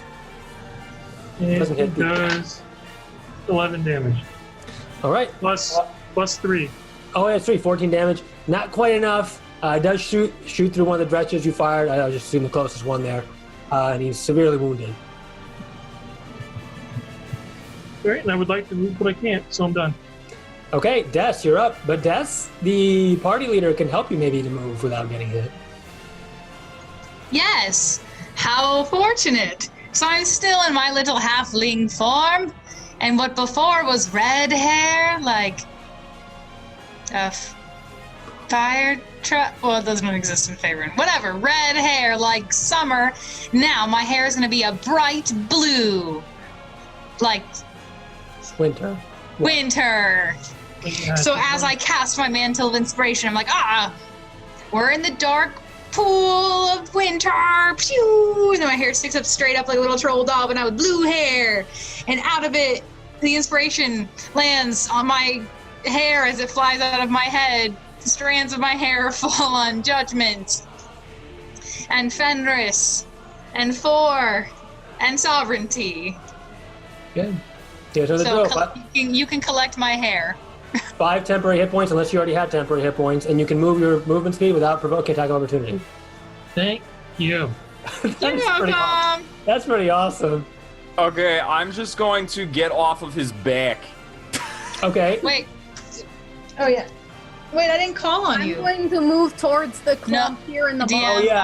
I didn't call Anatoly. Actually, oh, I thought you did. No. No, I it's said Fenris. Fenris, Judgment, Sovereignty, and Four. I didn't call you. Sorry. Okay, that's fine. I will stay on his back. And so it's just Hold on. Bucky and Bronco. Guy, motherfucker. Okay, good. Just missing Judgment and Fenris. I would I'm like going- to move down towards the clump in the bottom. Oh, he's gonna go ham on it. Okay, move down towards the clump. Judgment. I would like to go right here.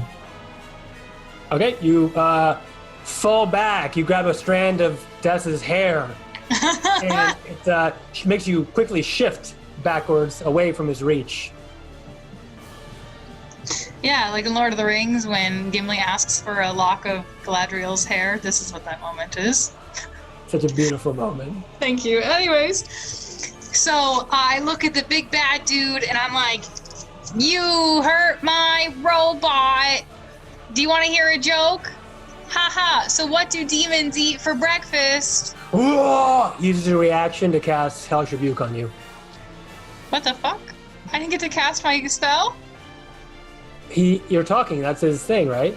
I'm casting the spell. I'm doing the joke of hideous laughter. Oh, my bad. Okay, go ahead. This is how I always do it, Dave. Okay, my bad. I say, what do demons eat for breakfast? Deviled eggs! Woo!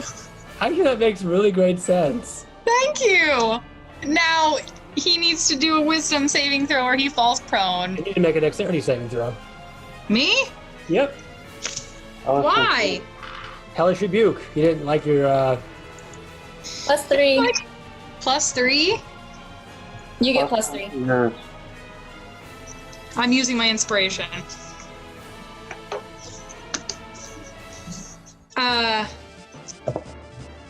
Wait. So you said +3. What did you say, 4? No, she was giving you +3 from her aura. Oh, okay, so... Okay, wait. 25. You're casting Hideous Laughter where he falls down laughing. Yeah, he's gonna fall prone. So that's not a damaging spell, guys. No, I know it's not. I just want him to fall prone so he doesn't They hit keep somebody going else. +3. Let's see for everybody. Oh, wait, so it's not +3. Oh, it's not damage, so I wouldn't get +3 No. then. No, but it's a saving throw. I know. I already rolled the death. You're good. Oh, okay, yeah, wait, so 25. Yeah. Unfortunately, he makes a saving throw. Damn. Yeah. And you take 21 points of fire damage in response. I thought that joke was really clever. Destroy jokes. Is it 21? 21 points of fire damage, yeah. Oh, wait, okay, but if he hits me, I have the armor of Agathes right now, so he takes 10 points of cold damage. Oh my god, this is like a Yu-Gi-Oh battle. Yes, because I cast Blue Eyes White Dragon, but in response, this is my trap card. I cannot use this. Yes, that's Wait, David, you can't cast Hellish Rebuke unless someone hits you. Oh, yeah, we were talking about damage. I thought It's not a damage spell. It's for him to fall prone. I thought I did 1d4 psychic damage, a Vicious Mockery. No, Vicious Mockery is different than Hideous Laughter. You sure it doesn't do any damage? Vicious Mockery is psychic damage. Hideous Laughter is a wisdom saving throw and he falls prone. I'm not trying to damage him. Okay, I'm trying to get him on the ground. You didn't use Vicious Mockery, you used Hideous Laughter. I used Hideous Laughter, which is what I said. This happened last time. I said Hideous Laughter. It's Hideous Laughter. Got it. None of that happens. None of that doesn't hit. Okay, anyways, we go back and rewind. We go back in time. He does make the save, yes. So he doesn't think it's funny. None of the cool ice and fire exchange happens. Damn it, it would have been good though. Okay, so he doesn't think it's funny, so that's, whatever. Screw you, It wasn't the other guy, though. That other big boss. I know. That's what I was trying to do again. Okay, so that was, that was my action and my bonus action, and I'm going to get the F out of here. Get me out of here. I'm afraid to say, Des, that if you try to leave, he's gonna hit you. Fine, I'm gonna stay right. No, you can. No, I'm gonna run away. I'm gonna stay. Positive. What for? Being hit by him is not a positive experience. Yeah, no, I'm gonna just stay where I'm at, even though he didn't think my joke was funny. All right. Anything else? Okay. No, that's my turn. Okay. Yeah. It's actually now Rhea's turn. Wow! No way. And she goes and she uses the help action, Des. Des, you still there? Yeah, I'm listening. She uses the help action to pull you out of the attack opportunity range. Yes. Rhea, I could give you a kiss, but I won't. Because Fenris would hate me. Rhea looks at Fenris and bite your throat out. Okay, as she yells in battle. And that's going to be Rhea's turn, so we'll do Sovereignty, you're up. Sweet. I'm gonna hit it. Hit it! Hit me, baby, one more time. So that's 19 plus 6 to hit. That's a hit. Cool.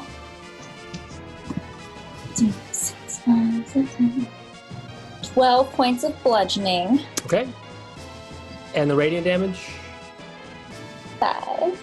5, okay.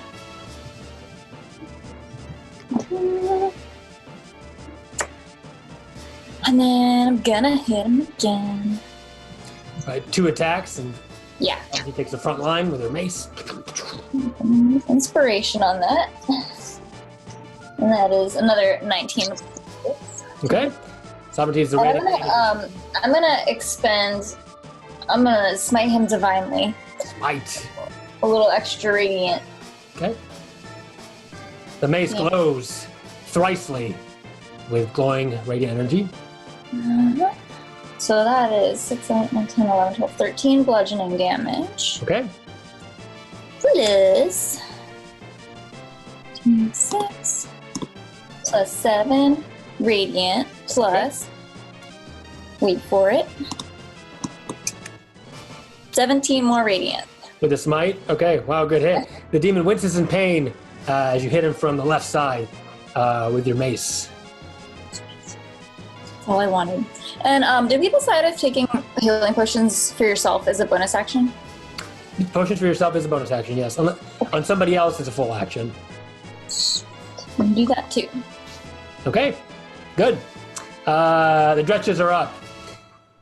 Fenris, you're surrounded by these dretches. All 4 of them eye you angrily and pounce as they're smaller than you, about half the size as you, and they jump up and try to claw at you. A lot of attacks come your way. Oh, you will take half damage for them. 22 AC. Oh, I thought... Oh, yeah, my bad. She's transformed. Did that increase? Is she leveled up? Because she's transformed. Oh, that was it. Okay, thanks. Okay.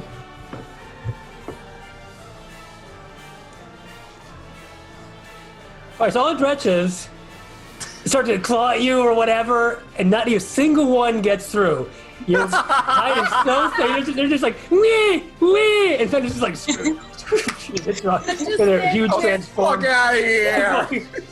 I'm just Her standing big there. claws and, her morning star. Like, I'm just standing there with my arms crossed, like gently nudging them away with me. Jesus. Okay, I did roll kind of bad, but still. And it's like in the Jurassic Park when the little velociraptors jump on the T-Rex, and the T-Rex sort of like, gets them out of the way or whatever. It's like that. So that was like that for the demons. All right. 4, you're being attacked by the other 2 dredges. I still have shield up. Okay. So then you have your shield, I see. Got it. So 26. Yeah. So with the shield and your shield, you have your shield as well, right? Yeah. Okay. As they run at your shield, you bonk them both with your shield, pushing them back, and you're not getting any of their attacks off. All 4 attacks, total miss. So that's that. Fenris, you are now up. Surrounded by whiny dredges. I'm gonna start swinging my Morning Star. I'm gonna start with the 2 directly in front of me. I'm gonna hit one swing, my first swing at one of them, my second swing at the other. Got it. Okay, first swing, 25 to hit. Okay, that's a hit. And damage is 14. All right. With your Crimson Right, come down. Oh wait, that would have been the one Mambo hit, actually. So he's already weakened as he had a bullet hole in him, and you just crush his skull down. Sweet. Spilling even more demon ichor into the pool. Okay, so the next swipe goes at the one right in front of me. 24 to hit. Yeah, that's a hit. And damage is 22. 22. Another one you take down immediately. You crush the one without even look. You just hit the as a backhand with your Morning Star. The Morning Star flies and hits this demon into the wall, killing it. And then I'm going to go for the one in the very bottom below me. I'm Okay. gonna go straight again for the jugular with my teeth. Arm. And 23 to hit. The hit. And damage is 8. 8 points of piercing damage. Okay, you gnaw down into him, and he tastes disgusting, like void blood. Bitter, very bitter, with a hint of oregano.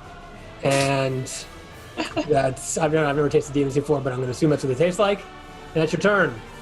4, you're up. Finish him! I'm going to provide bullets to the face of each of those 2. Okay. You are in melee range. You're going to have disadvantage to attack with a gun. No, because I'm moving back 1. Okay. Taking the attack of opportunity. Okay. So as you move back, even with your shield's not up anymore, right, Anatoly? The end of this turn, I think, right? Yeah. No, beginning of your turn, Anatoly. Wait, what? Yield spell.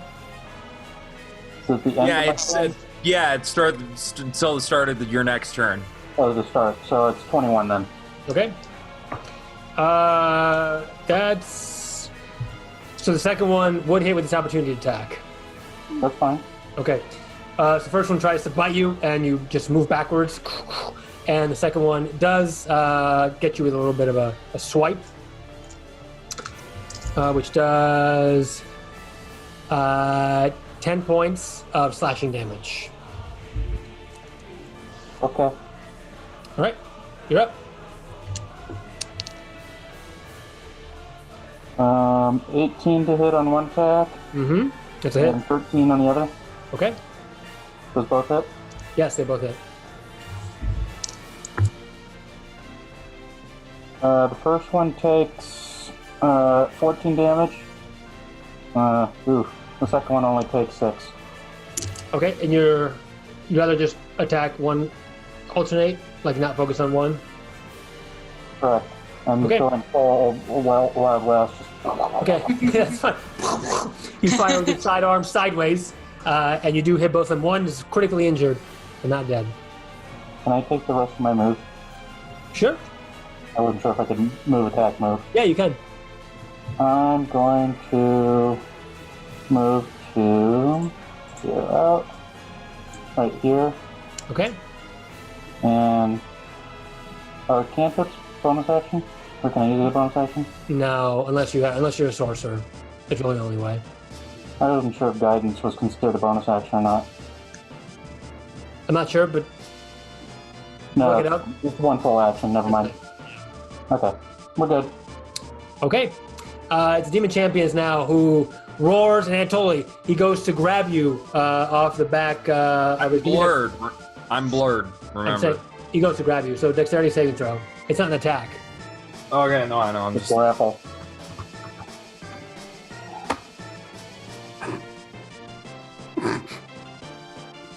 Oh no. Please, Kyle, start building your third character. gonna use my inspiration. Okay. Wait, if he's building a third character, that means the judgment said too. Oh yeah. No. 21.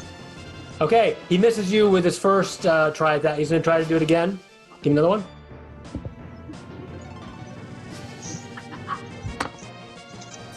$20.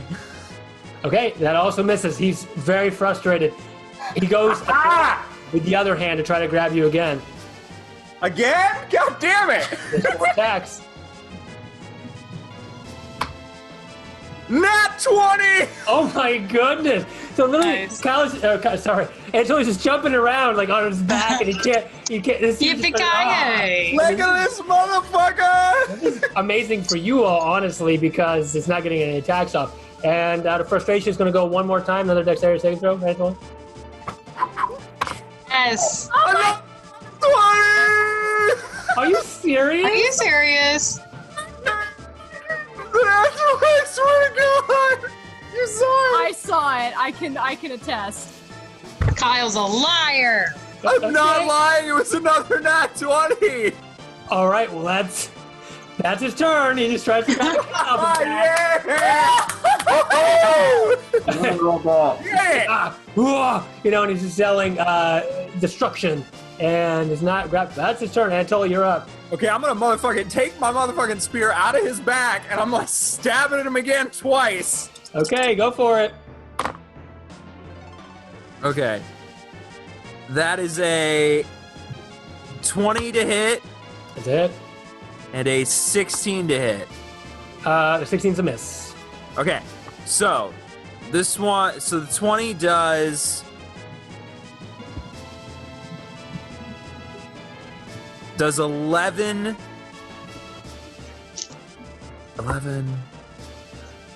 13 damage.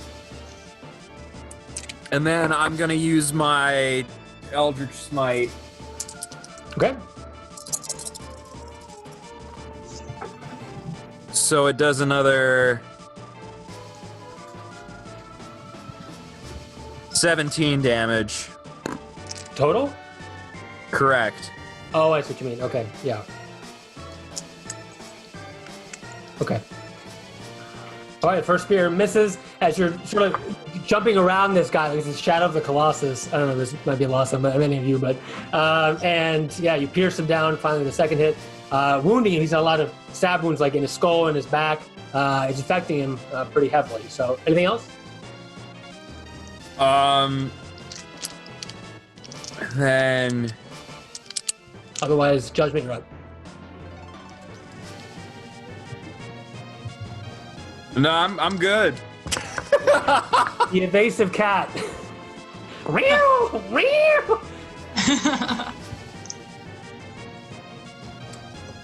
Judgment.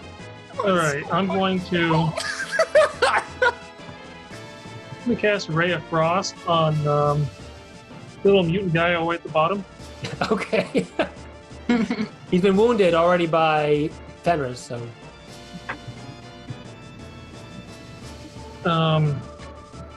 24 to hit. that's a hit.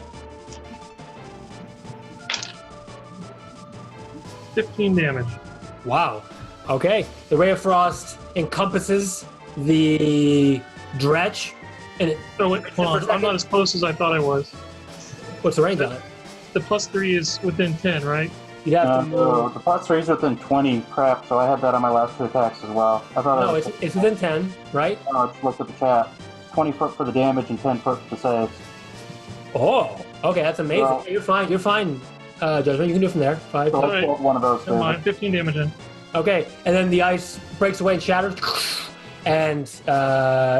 He's sliced up by the ice and there's no more. Yeah. Right. Mambo, get the other one. What'd you say for? Clear them out. I killed one of those then because I didn't realize it was 20 foot. I thought it was 10. So one of those attacks was 17, not 14. Oh, yeah, okay, that would have killed him. Get out of here. And then the other guy took whatever. He still took 9. 20 to hit, Okay, 6 damage.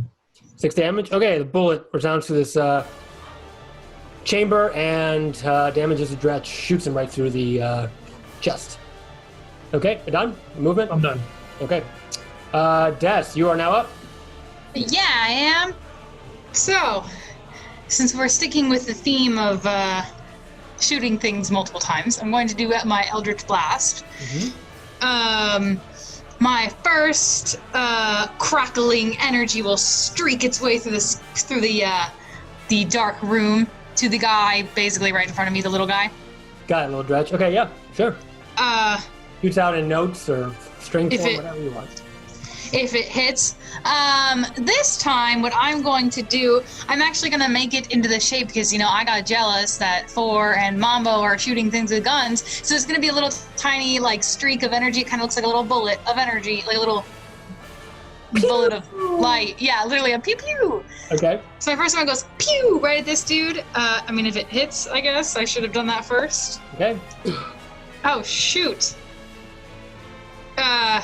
11. Someone use my inspiration. Okay. I don't like that number. So Des is firing up Eldritch Pew Blast.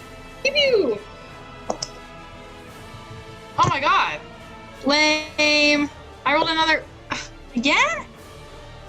Poop. Another 11. Again. Yes. The first Miss. pew goes pew wide. Well, I rolled for both. I got 11. Oh, because that was the inspiration for the first roll. So now I get to do... Okay. I'm going to try again. It goes wide. That's a number I like more. 25. Hit. Yeah, right at that guy again. All right. With my crackling energy bullet. Pew pew. So that would be 1 D10 plus 4, 12 force damage. He'd already taken... Okay, the second bullet, Mambo fires a bullet, it shoots off, and then Des right away, just a couple seconds later, fires a bullet, it shoots off, and both the bullets converge somehow, killing the Dretch with a pew pew pew pew, and he just explodes and pews. Sweet. DM. Oh, I would have also gotten +3 because of sovereignty, but he's dead. Right. Dr. DM, when I hit the big dude the last time, I knocked him prone. Oh, okay, that's good to know. I'm Thank you. on top of him. Yeah, you gotta let me know, please. Thank you. Sorry, I forgot. Okay. All right. I don't cast judgment. Judgment to cast her. He doesn't need to be casted. All right, Judge. Who'd you I'm test? not done. You're done? Wait. No, I was gonna do a bonus action. Oh, but I already did a spell, so I don't think I can do another spell. I'm gonna cast, just in case he gets back to me to hit me, I'm going to cast I'm gonna try it for the first time, my shielding aura around me, which is a bonus action. So basically it means there's an energy rating around me, which gives me resistance to all types of damage. And if a angry creature around me is within 10 feet, he takes radiant damage. As if he gets hit, I think. Okay. That's how it works. Yeah, I mean, just look up to make sure because he's within 10 feet of you. But otherwise, you see Des covered in a sheen of radiant energy. And it's your turn, right? Yeah, it's just if a hostile creature ends its turn within 10 feet of me, then it'll take radiant damage. Okay, So well, next turn then. Yeah. Next turn. That's Sweet. really good. It's really That's good. me. Yeah. Apology. You're up. Yep. How's this guy looking? This big guy. He's bloodied. Okay. So lots of gashes, especially from his back. Well, I would like to hit him. I was just thinking if he was too bloodied, I want to save 1 hit point for 4. Yeah, 4's gotta finish him. No, I don't. Yeah, he's got plenty of strength left. Okay. We'll roll here then. Garb crits twice in a row and does a bajillion damage and kills him. Even that. 18 plus 6 to hit. Okay, that's a hit. Cool. Should I just roll my second attack now so that I do all the damage at 1 second? Yeah, that's fine. Okay, that's only a 5 plus 6, so probably not.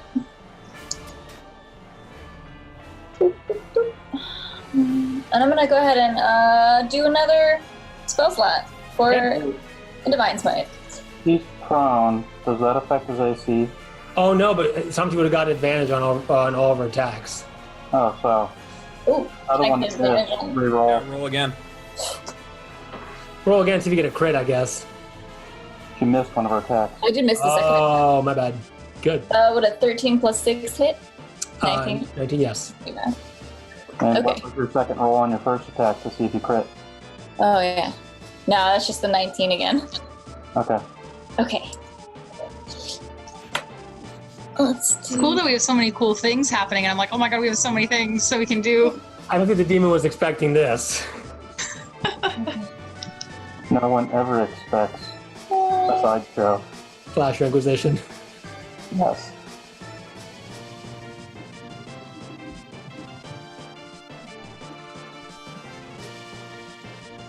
So that's 17 bludgeoning.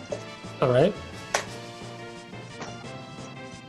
So just I'll flat only your face on him as he's down, like prone. As every time you hit him, it shatters and radiant energy blows up on him. 7 plus... And Fenris, you'll be up after Sovereignty and after the. Wretch. I'm the wretch. 17. And then that's 30 Good gravy. All right. radiant damage. All right, damage just blows up here. It makes the cavern go white, almost like daylight for a moment as that happens. Anything else, Sovereignty? Oh God. You Oh killed my me. No. No? That's it. Okay. All right. It's not just it. You did a lot of damage. All right. It's the Dredge. Okay, so the Dredge, seeing all his comrades going down, literally leaps for the portal and jumps back in.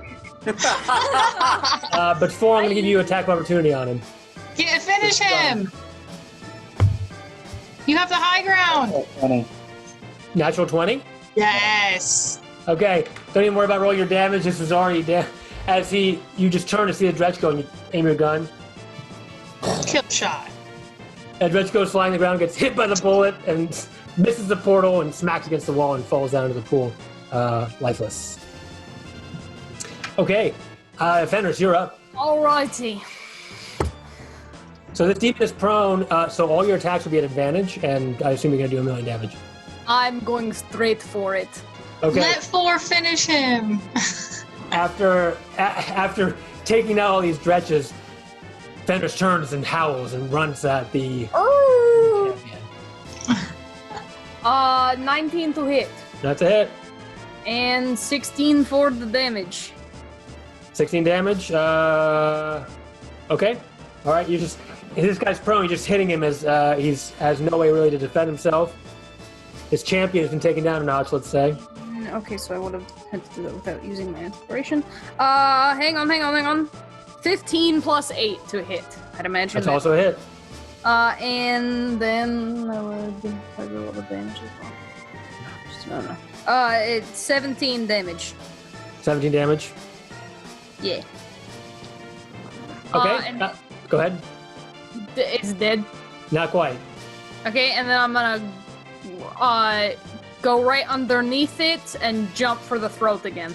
It's prone, so you can't really go underneath him. Oh, okay, never mind. Yeah, he's falling to the ground basically. No. I'm going But for the he's, throat. but he's almost dead. I'm going straight for the throat. Okay. I don't. It will 12 to hit. Sovereignty said something to you. I don't know if you want to repeat it, Sovereignty. Something about 4 and something about something. He's gonna miss, don't worry. Oh, letting him have the last hit. Yeah, 12 to hit. Oh, that's actually a miss, even though he's prone. Okay, so yeah. So I guess I'm done then. All right, then we circle back up to 4. That might have we go back up to 4. And 4, it's your turn, the new initiative. The demon talks to you telepathically and says, "Don't kill me. I can tell you where Dr. Cosme is."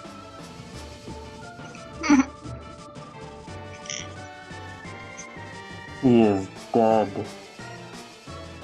You killed her. She's not dead. Let me leave and I'll close the portal and tell you where she is.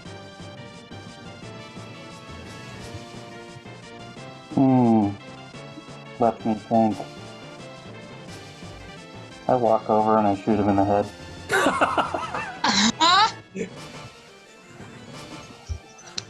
Okay. Damn. No. Okay. I mean, Question. As his hit points drop to 0, can I activate Fallen Puppet, Curse of the Fallen Puppet, to have him destroy the portal? sure. Yeah, go ahead. Okay, so 4 goes down unceremoniously. What's it? You feeling lucky, punk? And the demon looks up in horror, and his brains fly out. Brains he had, I guess. And the champion is defeated. At the same time, it gets up as Fenris uses her last blood magic on it. Oh, God. And when that happens, you get like that weird link you got at the beginning. It flashes up again. It looks like something something you weren't supposed to see, but thanks to this reanimation, you're able to see it. So you can thank Fenris for this later. But you see, from like this demon's perspective, on the front lines of the blood war. Which, hold on, I got something for this. Good job, Fenris. That's cool. Yes, I do. Okay, here it is. Sorry. You get an image which looks like this. Oh, God. It's the front lines of the blood war between the demons and the devils, happening right by the river Styx. And in this blood war, this demon champion is taking down devils, and devils are taking down demons. Tons of enormous battles, and of course, Elturel is in the background because it's recent memory. And as this demon heads back to camp, you notice that you see what you think is kind of far away and not really, it's kind of in the peripheral vision. What you think is Dr. Cosmia, who's being forced to make some kind of weird demonic constructs for the Abyssal Lord, Baphomet, at the front lines of this blood war. And that's it. That's all you see. At the same time, the demon in his puppet state goes forward, claws at this portal, and when Fenris loses control, it falls into the portal. The portal shuts and cleaves him in half, and all you have is his ass left, really. Damn. I walk over and kick that ass. Okay. You smack that ass. How many points, by the way? You made your total easily. So he's worth 4? No, he's worth like 30, I think. Oh. Well done, well done. I call out loud, "Hey, fun!" Okay, and in like a blink of an eye, a devil appears in front of you. It's not really a devil. It's almost like a... Is there a word for a medieval hologram? Hallucination? Yeah, basically. Thank you, John. I don't know. Apparition? Yeah, something like that. He appears and says, our contract is complete. Thank you for your service." And then the doll disappears from your pack, and you're now freed from the contract. You feel whatever oppression was there before is gone, and he disappears again. Oh, man. I wanted to make another contract. This is like he wasn't willing. Oh, I like killing demons. Can I go up to 4? Mhm. Hey, are you okay? You seemed... angered is not the right word because you don't get angry, but your joints were stiffer when you walked, and your gun shooting was more pointed. I was similar to your state of being angry, but now I am worried. Oh. Something I probably was not supposed to. It's very unfortunate. I love secrets. You should tell me. It seems my creator was not dead. He's instead a slave to the demons. Oh. So you're like your mom? Yes, you could say that. Oh, cool. Maybe she knows Sovereignty's mom. Where is she? Making demon constructs by the front lines of the battle below us. Oh no, your evil half-siblings. Okay, we'll find her. I didn't think about that. I have new brothers. Congratulations.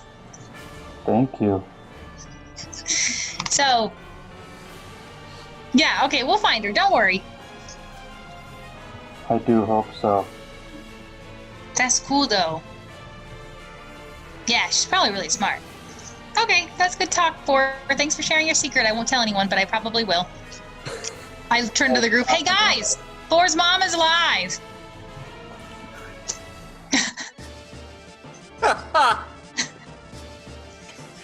Man, Des is an asshole. I haven't been playing anything different, so... Not a no, I Molly, know. that's for sure. No, I'm a fan. It's perfect. Yeah. So, she's live. We should probably find her, I guess. I don't know. 4 looked pissed, but it was also kind of fun to see him mad, but also, she could build 4 a girlfriend, so we should probably find her. Sounds good to me. Just want to rescue her. What is this girlfriend thing? Just saying, everybody else here has, like, a girlfriend. Well, Anatoly never will, but Fenris does. Judgment does. I'm untouchable because I'm a star, so... Just saying. Yes. Whatever you say. Yep. Okay, no secrets anymore. That was fun. Righty. 4, you hear... Our friend look. Sorry, what'd you say? My bad, I cut you off. But how does our friend look now? Oh, yeah, the dude with the helmet. Oh, okay. He's still not looking great. The same thing. He's like, "Get off me, demon!" Same thing. He seems to somehow, there's a connection, strange connection between him, and he's still yelling to the demon lord, who you assume is Baphomet at this point. And he's Baphomet speaking back through him. Now enraged because the portal is gone. Threatening to destroy him, basically. And at the same time, Judgment,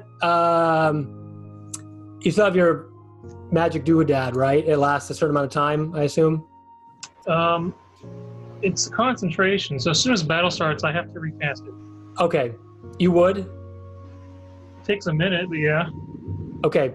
Since you weren't as involved in the conversation, you cast that. And back where the portal was, and where that demon champion was, you feel the presence of another portal, kind of, but smaller.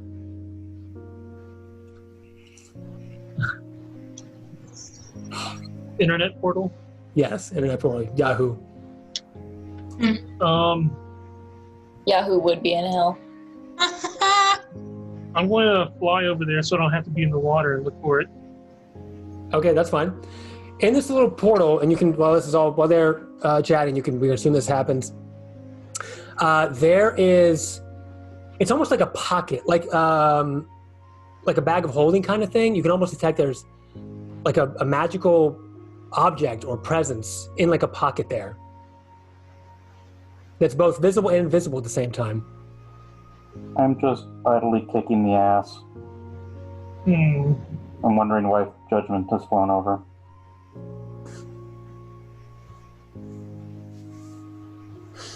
There's something in this spot. I can't quite see it, but it's there. There is a large behind. I can see it. Do you want to try to go for the object, Judgment? Because how well that's turned out for me, touching things. You cast like Mage Hand. Oh. Sorry, not to tell you how to like. No, it's a team effort. But as soon as I cast Mage Hand, well, let's try it. I'll poke it with Mage Hand. Okay. Mage Hand goes in there. A little ghastly hand goes in there. It seems to grab something. Do you want to extract it? Slowly. Okay. The Mage Hand, this apparition, it's almost like it's an extra-dimensional portal of some kind. And this thing comes out before you start to recognize it more and more. It's a weapon of some kind. And at the end, the whole thing comes out, and it's one of Dr. Cosmia's creations, you know for sure because it's designed. And it looks like this. Ooh, cool! What? That is definitely the doctor's work. She must truly be alive. And now that it's out, it looks like it's calling to you. I reach out and just touch it. Okay, you're immediately attuned with this, which is the hallmark work of Dr. Cosmia. You don't know if maybe the demon stole it or something, but it was somehow intended for you. And as you grab it, it's a two-handed repeating handgun. Like a machine gun? Something like that. Shit. That's so cool. That's Is there sweet. Gatling gun. any more holes around here full of things? It's you hold it like this, like kind of like Arnold. Oh my god, that's wild. Do I have to make sure I have 0 human casualties? No. So it's a +2 repeating handgun. You won't need to reload it. Does 3d6 piercing damage. Wow. But you have one problem, is that when you grab it, when the mage hand lets go of it, you almost can't wield it. You need a 15 strength to be able to use this without firing at disadvantage. That's fine. Do you not have that strength? No, I do not. Okay. So Hit the gym. get pumped. So that's something that can, I don't know, maybe tackle in the future somehow. But this repeating handgun, Dr. Cosmi's repeating handgun, is now yours. Handgun, HANDGUNNE. It's two-handed and heavy, so you have to use it two-handed. And you can obviously can't use a bonus attack for it. So, all right. With that twice. That's sweet. So at the same time, the rest of you, that'd be Sovereignty, Dust, and Antonian Fenris, you're having to deal with Raven Olderguard. Oh god. Can't we just like knock him out and then somebody just carries him over their shoulder? He's like, "Let go of me, fiend!" And you hear, "No, we open the portal. We open the portal." I'm going to go up to this fellow and bonk him on the head. Perfect. Well, you can't bonk him in the head because you're wearing a helmet. But you could punch him in the face, I guess. Do it. Or I'm going to punch him in the face. Okay. Fenris with her super like amazing might. It's like, shut up, dude. Punches him straight in the face, and he gets knocked back a little bit, and there's some stars around his head, and he's currently unconscious. Amazing. And Rhea goes up to him and says, and looks at him and says, looks at you, Fenris, and says, "You did the right thing, my love." Did I? I was just taking a guess. And she looks at him when he's unconscious, and she pulls up his eyes a little bit and looks at you again, Fenris, and says, "I think perhaps he needs an exorcism." Exorcism. Well, where are we going to find the priest in this literal hellhole? Well, we know a certain high priest. Oh my god! Rhea's ex-girlfriend. That's super fun. Let's go see her again. It'll be a great time for everyone, especially Fenris. I say all of that out loud. Sounds fantastic. Unfortunately, she's also a trained exorcist. I'm sure she's trained in a lot of things. If she is all we have, then I guess we better go ask for help. This is amazing. I love triangles. I glare at Des with the intensity of 1,000 suns.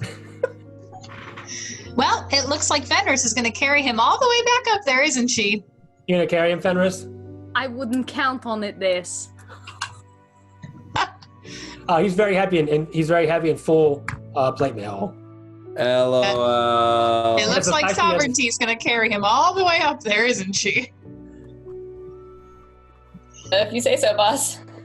Goes. Nose goes. Probably going to have to be Sovereignty. Please, if he can't hold up his gun, we can't carry this dude. Like...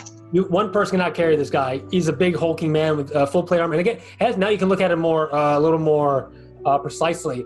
He has the flame insignia on his chest because he was the obviously leader of the flames from Baldur's Gate. And yeah, so who's gonna help Sovereignty move this fella if you want to? I will help. Okay, between the two of you can take the possessed Duke Olderguard back to. Wait, is it Olderguard or Ravengard? Ravengard, sorry, Ravengard. Yeah, sorry. I'm confused. Okay, he just got punched in the face, so his name could be whatever. Okay, so that pretty much concludes it, except for you have one little roadblock on your way out.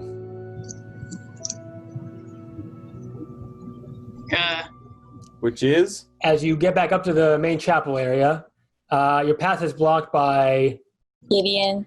Yeah, Gideon and many undead minotaurs and other undead already who are proliferating the place. That might be for a next time adventure. Yeah, I don't think I'm ready to fight a bunch of undead minotaurs. Okay, call it here then. Let's see what happens. Yeah. With Gideon and the rest of the crew and what's going on. Yay! Smash that like button. Ring that notification bell. Subscribe. Save. Share. Tell your friends. Tell your families. Instagram. I had a great time. Thank you guys. You guys knocked it out of the park with awesome combat and roleplay. Some cool stuff. And Yay! And somebody got a mini. As always. Hashtag Terminator. Hashtag Terminator. All right. See you next time in Avernus.